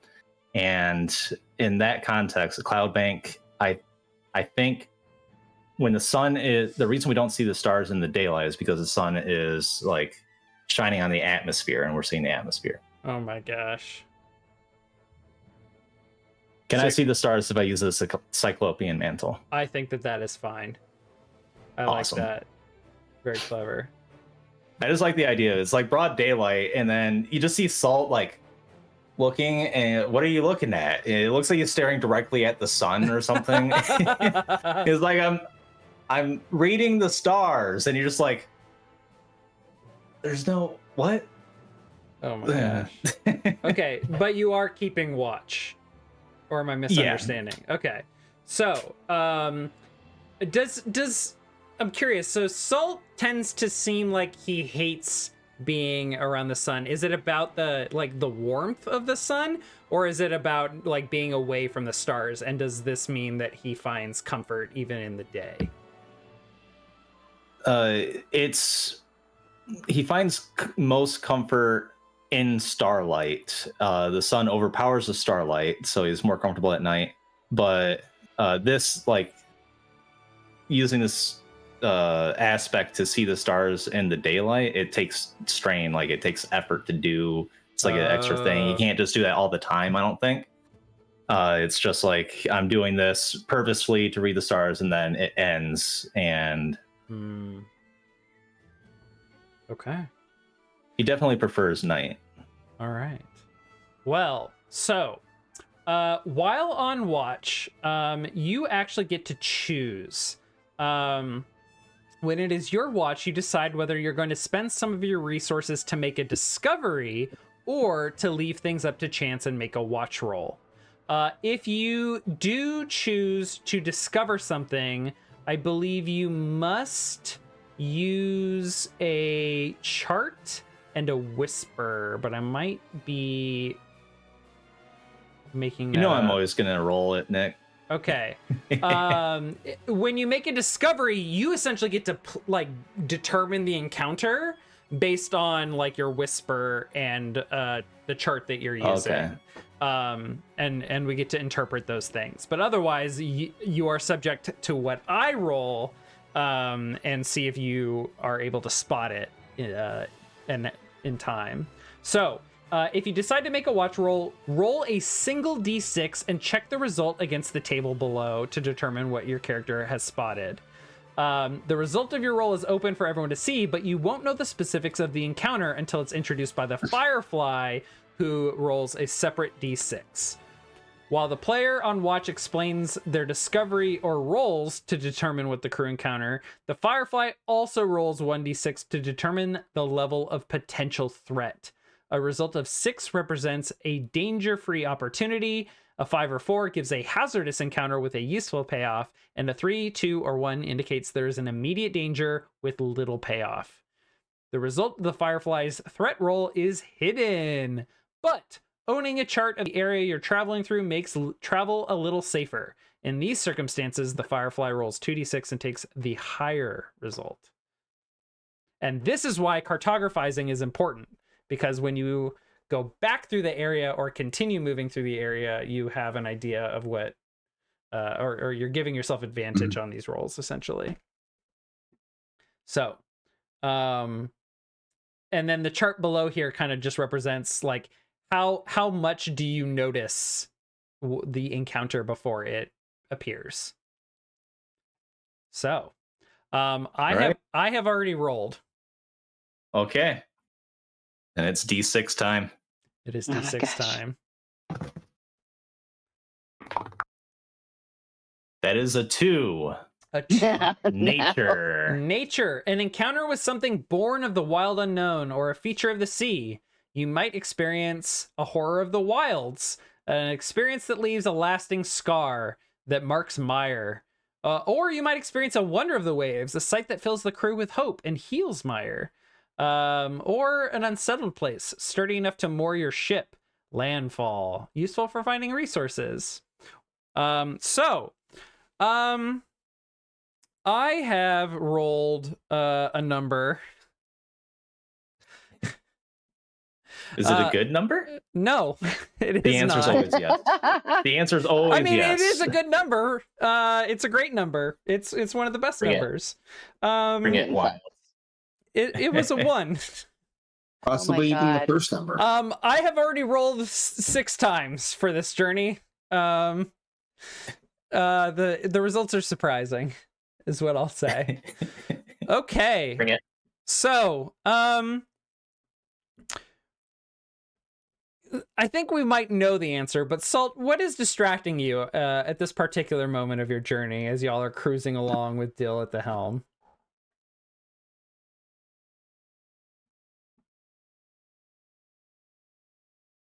I think I think Salt is like at one spot on the ship looking up, and he's got his cyclopean mantle, and he's like shielding the one like monster eye so it can see through the stars or see through the sky better to see the stars. Mm-hmm. And he's like making like little notes or whatever, still looking up, and then just drifting into his view, you got Chikazi that's on one of the kite sails, and he's just like up there having a ball, and he just like goes right in front of him, like right in the middle of the stars that he's trying to read. So Salt has to like go and walk to a different spot of the ship and look again, and then he like drifts into view again. So he's like constantly obscured view because people are just having fun on the kite sails. Shannon, evens or odds? Evens. That is a 3. It is What? it is the kite sails are, there's enough wind to keep the kite sails up, especially with the speed of the ship. So he is definitely like behind as the ship is moving along, rather than the wind pulling the ship ahead. These are not favorable winds at the moment, so y'all are not able to use the speed of your tethered kite sails. Just to quickly set the context, Amber and Prickles, what are you doing with your station? Like, what are... we know Prickles is tending the engine, so let's talk about that really quick while Shannon decides what Amber's doing. So when you're tending the engine, you can either just tend it normally, which is just kind of like do some minor adjustments, but be ready to act if something goes wrong. And if there are problems with the engines, you can immediately deal with it. Whereas if you're overloading or muffling the engine, you're providing a different mechanical benefit to the journey and potential encounters, but you changing what the engine is doing is not as readily available to you and could severely go wrong during an encounter. So I need to choose one of these options beforehand. I'm just curious because it might impact the encounter. So overloading the engine uses a resource such as some of like the food that you all have, or a concoction maybe that you've made to help boost the engine, and it gives temporary power or speed during an encounter, and you get to move tick an additional box on journey. Or you could muffle the engine and increase impact on rolls made to be stealthy. But you would also need to use a resource to get the engine to be quiet. I'm definitely not muffling the engine, because I don't think I have anything that will make us stealthy. I don't think I want to overload the engine yet. We're still in the beginning of the journey, so I think I'm going to be tending and being there at the engine and at the tentacle maw in case things go wrong. Sounds good. How about you, Amber? I will cartographize. Okay. I think Amber is always interested in looking for landmarks that might lead her to more of the amber-clad people and things that were trapped in the amber from her time. So maps are incredibly important to her, and I think that I think that she'll be keeping an eye on what we see as the journey continues. Okay. Well, you do certainly see something, but not quite in time. And there's definitely going to be something to add to your charts here. There has been, unbeknownst to you, recently a root quake here at the edge of the territory of the hunting families. What was that called? I said it just a little bit ago. San Francisco. San Francisco. There is a fault line here at the edge of San Francisco that has gone awry. And essentially, very quickly, it becomes apparent that you are coming across something no wild sailor wants to come across. And that is... Except for us. a rift. A gaping hole in the sea that leads down into the darkened roots far below. All sensible sailors steer clear of this. And most of these are created when an iron root falls, just one of the trees here that create the sea. They are often used as a place of study, pilgrimage, worship even, or sacrifice for those inclined. But usually that all happens with some caution once a rift has been discovered. And this one apparently hasn't, because none of your more recent updated charts, Prickles, has this rift in it. And Dill, it becomes quite apparent to you that you all are experiencing this as the ship begins to tilt very suddenly, and y'all are at essentially a 45-degree angle. As you begin to descend into essentially like a maelstrom, a rift. So what do you do? This can't be the correct angle of approach. I think the engine begins to groan a bit, Prickles, as you can tell that it is straining itself to try and not fall completely over. Let's get I'll hit the button and say, Dill, what's going on? We seem to be approaching a large vacuum in the treescape. I've never seen something like it before, but it doesn't look friendly. Dill turns the wheel to travel along the edge of the rift, and then shouts, "Sola Day! What do I do?" Turn us out! Okay. Point the ship tangent to the maw. He'll reaches through his back pocket. I'm sure that he pulled a page out of a math textbook at some point, and he's like, "Tangent, I know this one. I read it, I swear." Hard to port! Hard to port! All right. Dang it, I turned cosine. It's cosine. I need to turn tangent. Can I, speaking of, as this has dramatically come up upon you all without warning, can I have everyone make a brace roll? Sure. What do you... Just a d6? So you're going to use whatever edge you feel is appropriate, but you're going to be rolling brace. A skill for defense, hard-headedness, and immobility. Basically, keep your sea legs or fall on your ass.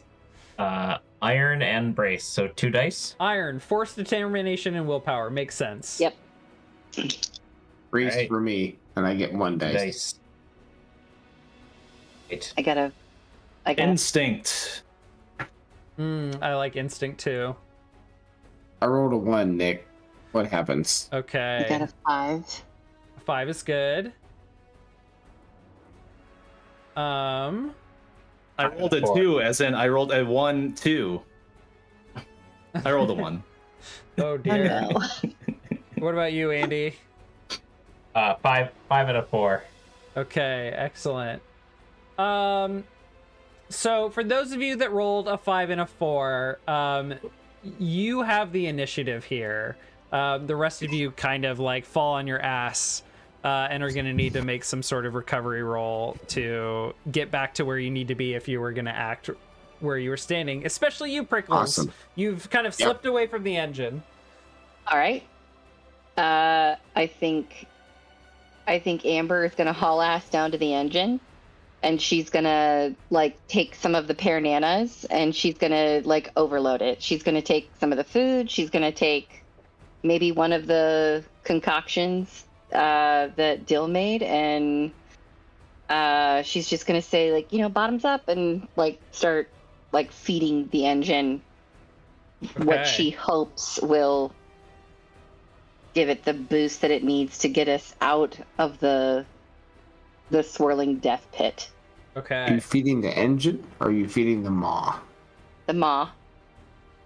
Because the engine is the bees, the maw is the link to the tentacles, right?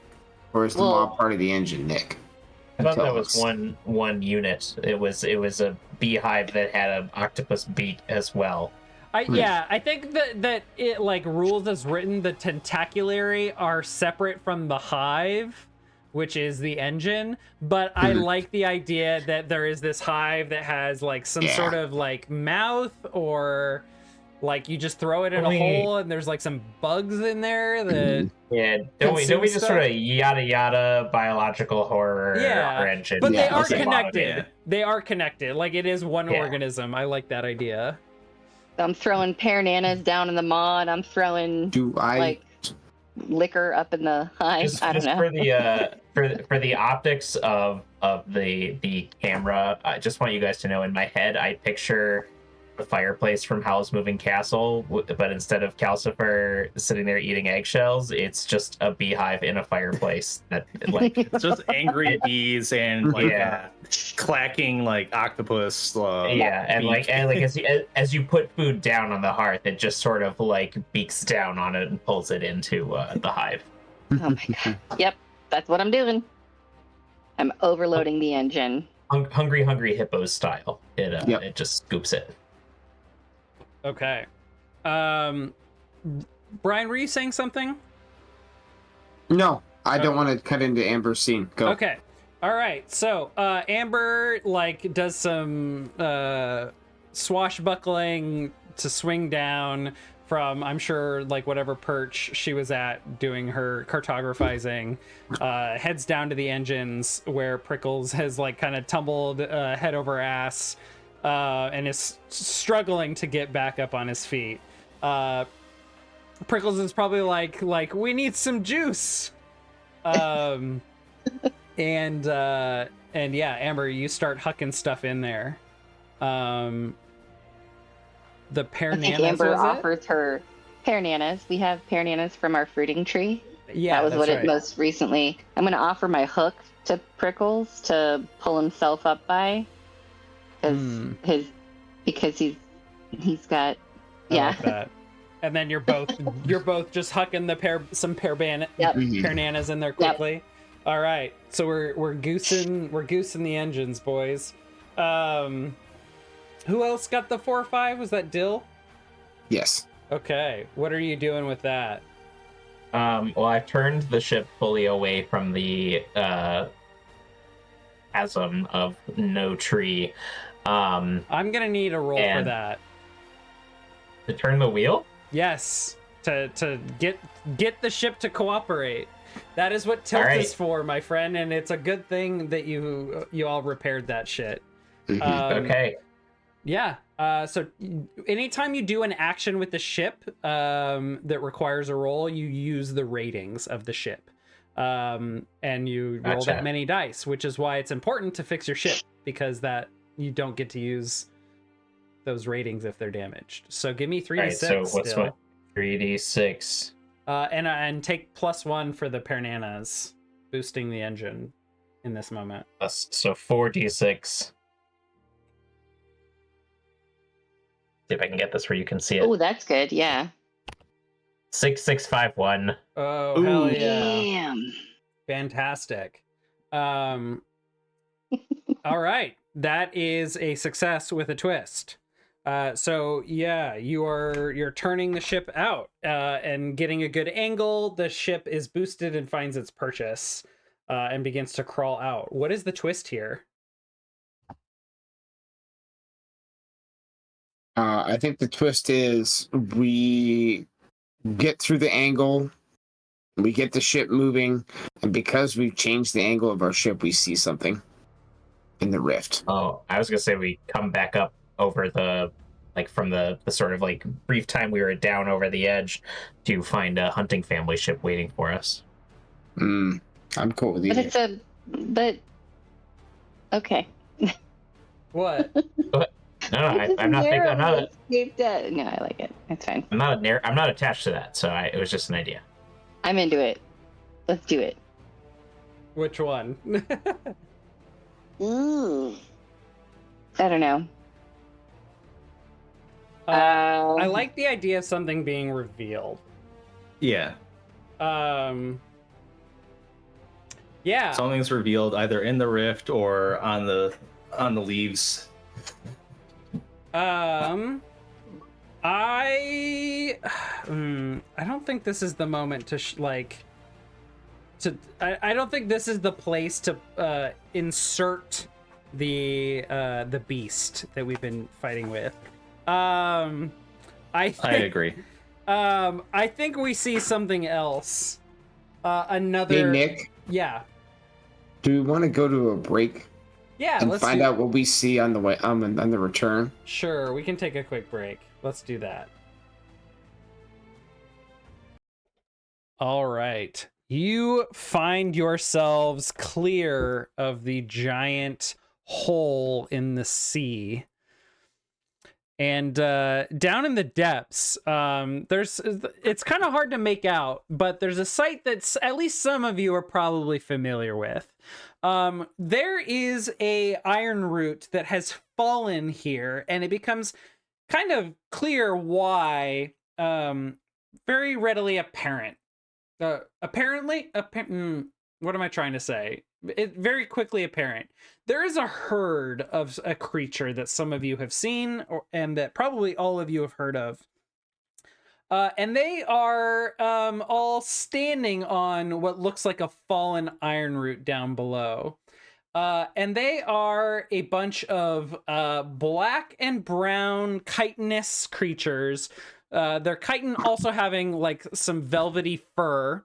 Each of these creatures has 6 legs, big fat distended bellies hanging down below them, as well as some snouts and horns, and a whipping crabs and a whipping tail behind them. These are tar mites. Taur mites. And they stand like bulls, just sitting there, leaning their heads down, chewing some wood, like with cut in their mouths, whipping their tails, occasionally grunting at one another. And bulls don't ram each other, right? That's not a thing they do. They would just like pierce each other's heads. That's not a behavior bulls have, right? I'm no farmer. Huh? I'm no bulls will headbutt other. Mm-hmm. Oh yeah, shit! Bulls. Oh well, then sometimes they start like headbutting each other. They like interlock and they like try to throw each other off. Okay. Type thing. Yeah, we get these tar mites doing some shit like that. And it's not a big herd. There's probably like 10 or 12 of them, but they're just kind of standing around, enjoying their feast of this tree that either they took down somehow, or that they're just enjoying the spoils of. They're not a common creature, that's to be sure. They oftentimes are roaming around in the lower layers of the forest. Can we eat it? What can't you? Can we reach it? I think it's that's the trick.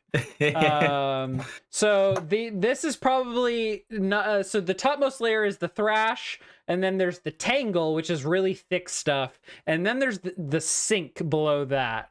where wrecks are often lodged and large creatures of the Wildsea rule. It's a very thick tangle down there, and the sink is named for the treacherous properties of its branches.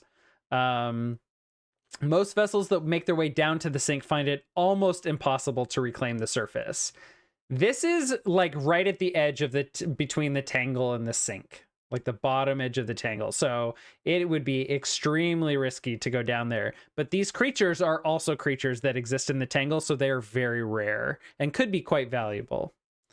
But Dill, you now get into a synchronous orbit around this hole if you want, or can proceed to move on. I think the captain makes her way to join you at the helm and is like, damn termites. Fuck. Perhaps we could assist the forest and rid them of this scourge. Hmm. And mayhaps we could boil some of these and make a crab roll. Ooh. That sounds good. I'd be down. Do you have a harpoon gun? We do have... I mean a tar roll. Our roll. A she like... Yeah, you could take a couple shots, see what happens if you wanted. I'm prepared. Take the wheel, Captain. I shall go to the harpoon gun. All right. Make a tea. Fortunately, I've navigated a couple rifts in my day. I'll bring us about. Yeah, sounds good. Thank you. Goodbye. Could be a good test for the. Could be a good test. Dill's not patient, so he's done. Yeah. Okay. She is going to be able to navigate the ship quite low into this, not quite into the sink, but about the middle level of the thrash is where she finds herself comfortable.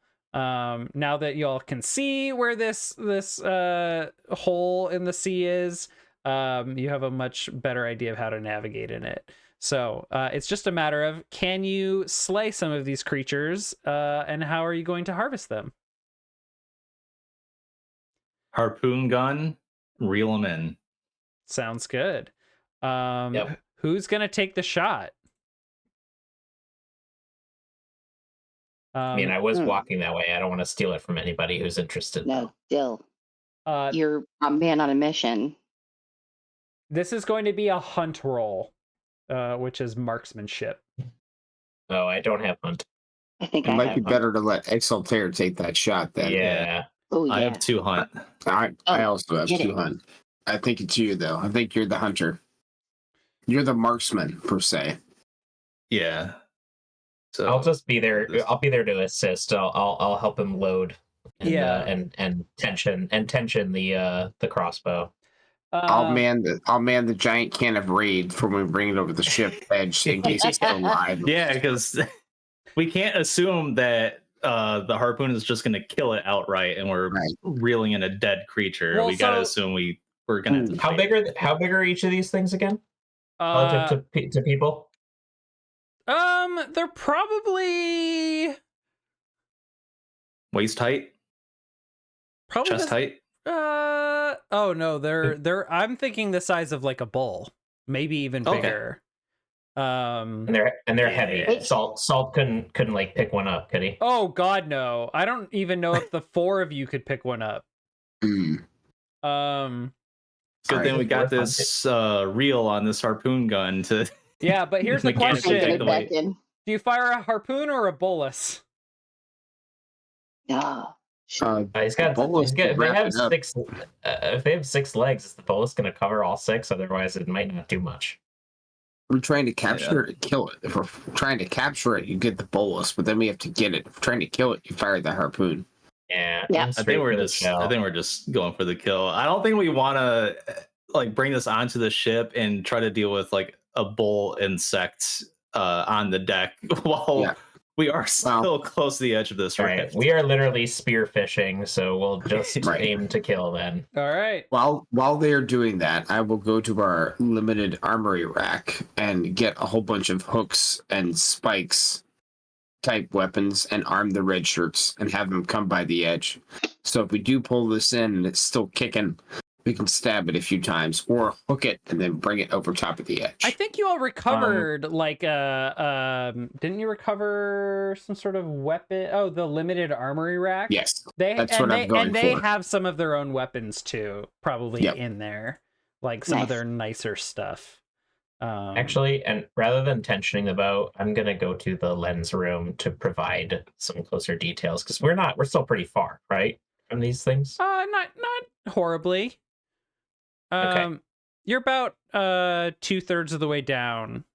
And this is a massive hole. So Okay. you know, think like that scene in what was it, the second Pirates of the Caribbean, where they're like circling around in the maelstrom with the ships eventually getting really close to the bottom. You're not quite that far down. Got it. But yeah, Never mind. I'll stay on the deck. okay. Go ahead and give me that hunt roll. Okay. Either grace or instinct both make sense to me, and it's kind of the same mechanically. 1 dice from that. Okay. And then I have 2 hunt. All right. That's 3 dice. And I can't think of anything else to get another +1 other than the assistance of my peers. I think this is going to be a cut of 1 because you all are moving and are navigating some kind of difficult terrain down here. Is Dill Is it adverse seas, would you say, because of the difficult terrain? Yeah, I'd say it's adverse seas. Good. I want to run to the helm and take the helm off the captain. I have the ability called Born to Sail. It says you always know true north and ignore cut and movement-related actions caused by adverse seas or damage to your ship. Okay. Ooh. So I can steady the ship while he fires to ignore the cut. Okay, that is good. I'm going to need you to roll tilt then to make sure that you can keep the ship steady for Salt. Okay. I had rolled for the captain and imposed cut on her roll, and it was a 4. So that's why I was imposing. Can I be cut. better? Yeah, go for it. All right, so I'm rolling tilt. 3 dice, yes? 3 dice, no cut. All right, I rolled 2 3s and a 1. Okay. So I'm not better than the captain, sadly. Well, she Is rolled it- 4 with cut, right? So After It's the difference cut. between a 4 and a After cut, 3 well. bad enough that it's more cut for me. No, it's not. But Okay. this Definitely have 1 cut. In my head, I'm imagining that like Prickles runs into the fucking helm and goes, "I've got this," and then just never fear. Yeah, will you accept a mark on my aspect for screwing this up? yes. In fact, why don't we do yeah, take 1 on Born to Sail, and then I'm going to mark 1 on the tilt of the ship as you're putting strain on it, or you can put a second mark on Born to Sail. I'll take a second mark on Board to Sail because I think this might start working on my confidence a bit. That's rolling like shit today. I'm sorry. Oh, It's all good. Okay, so Prickles confidence. I'm fine. And is Dill in the lens room impacting this roll? I stayed on the deck. I'm helping you with the okay. yeah. I don't really know what that would do to help. In all honesty, you have the ammunition, right? We don't have to make it because I have we have Okay, y'all have ammo, right. and unless this roll goes horrible, you still will have ammo after it. No pressure. Okay, so cut of 1. All right.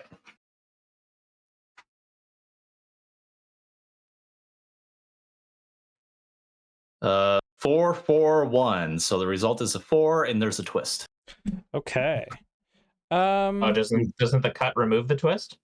Yes, it does. Oh, No twist. okay, right.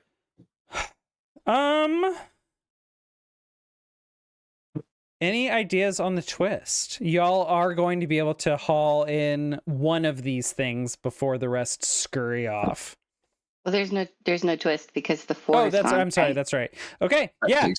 You're able to pierce one of these tar mites and haul it back in. It comes back kicking and screaming, but I'm sure by the time it makes it to your ship, it has oozed out. Bled out?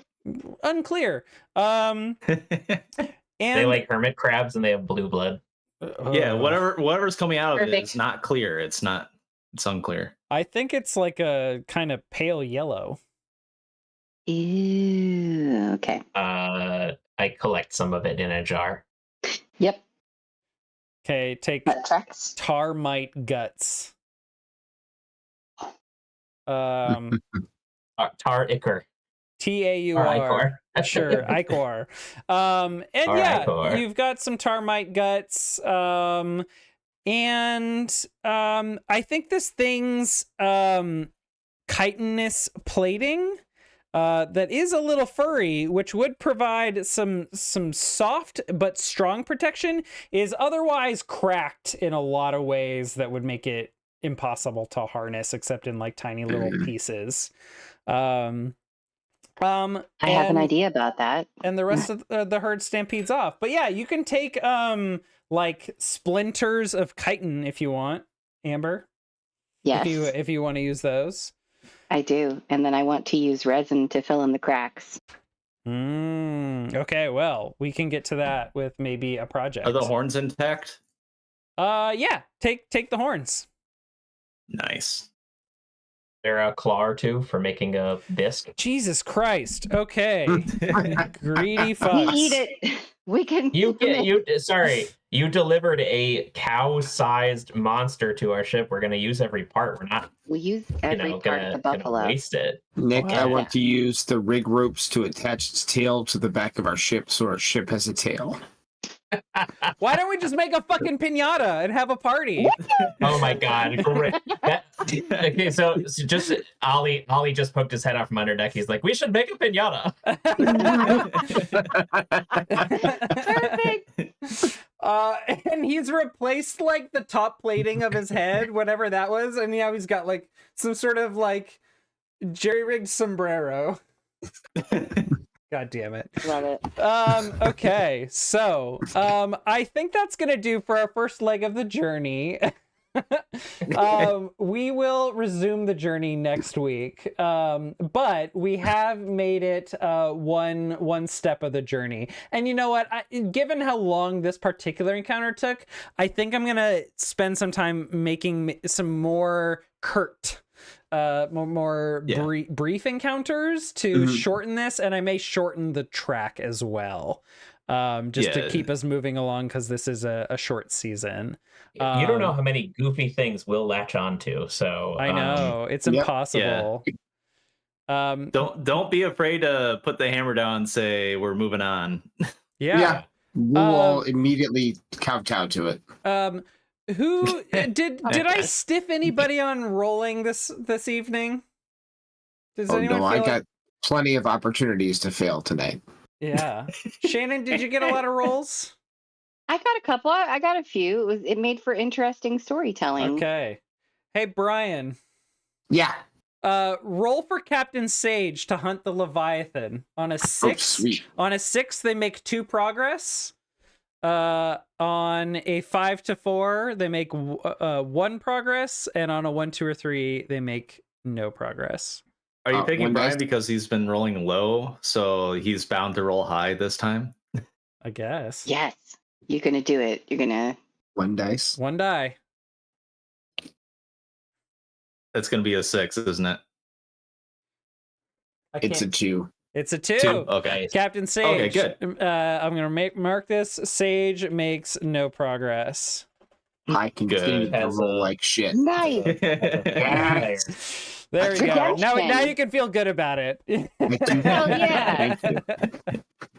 All right. That's going to do it for the Punchy Gang here for episode 4. Hang out with us on Discord and like the video, I guess. Or, not. Kopi. Like, or don't. It's your Or life, don't. whatever. It's your money. Whatever. You earned it. I don't care. You worked hard Whatever. for it. Everyone get a good night's sleep. Yes, Yeah. I think we all desperately need We that. deserve it. We deserve it. All right. Good night, everybody. Bye-bye. Bye, all. Mwah, mwah, mwah.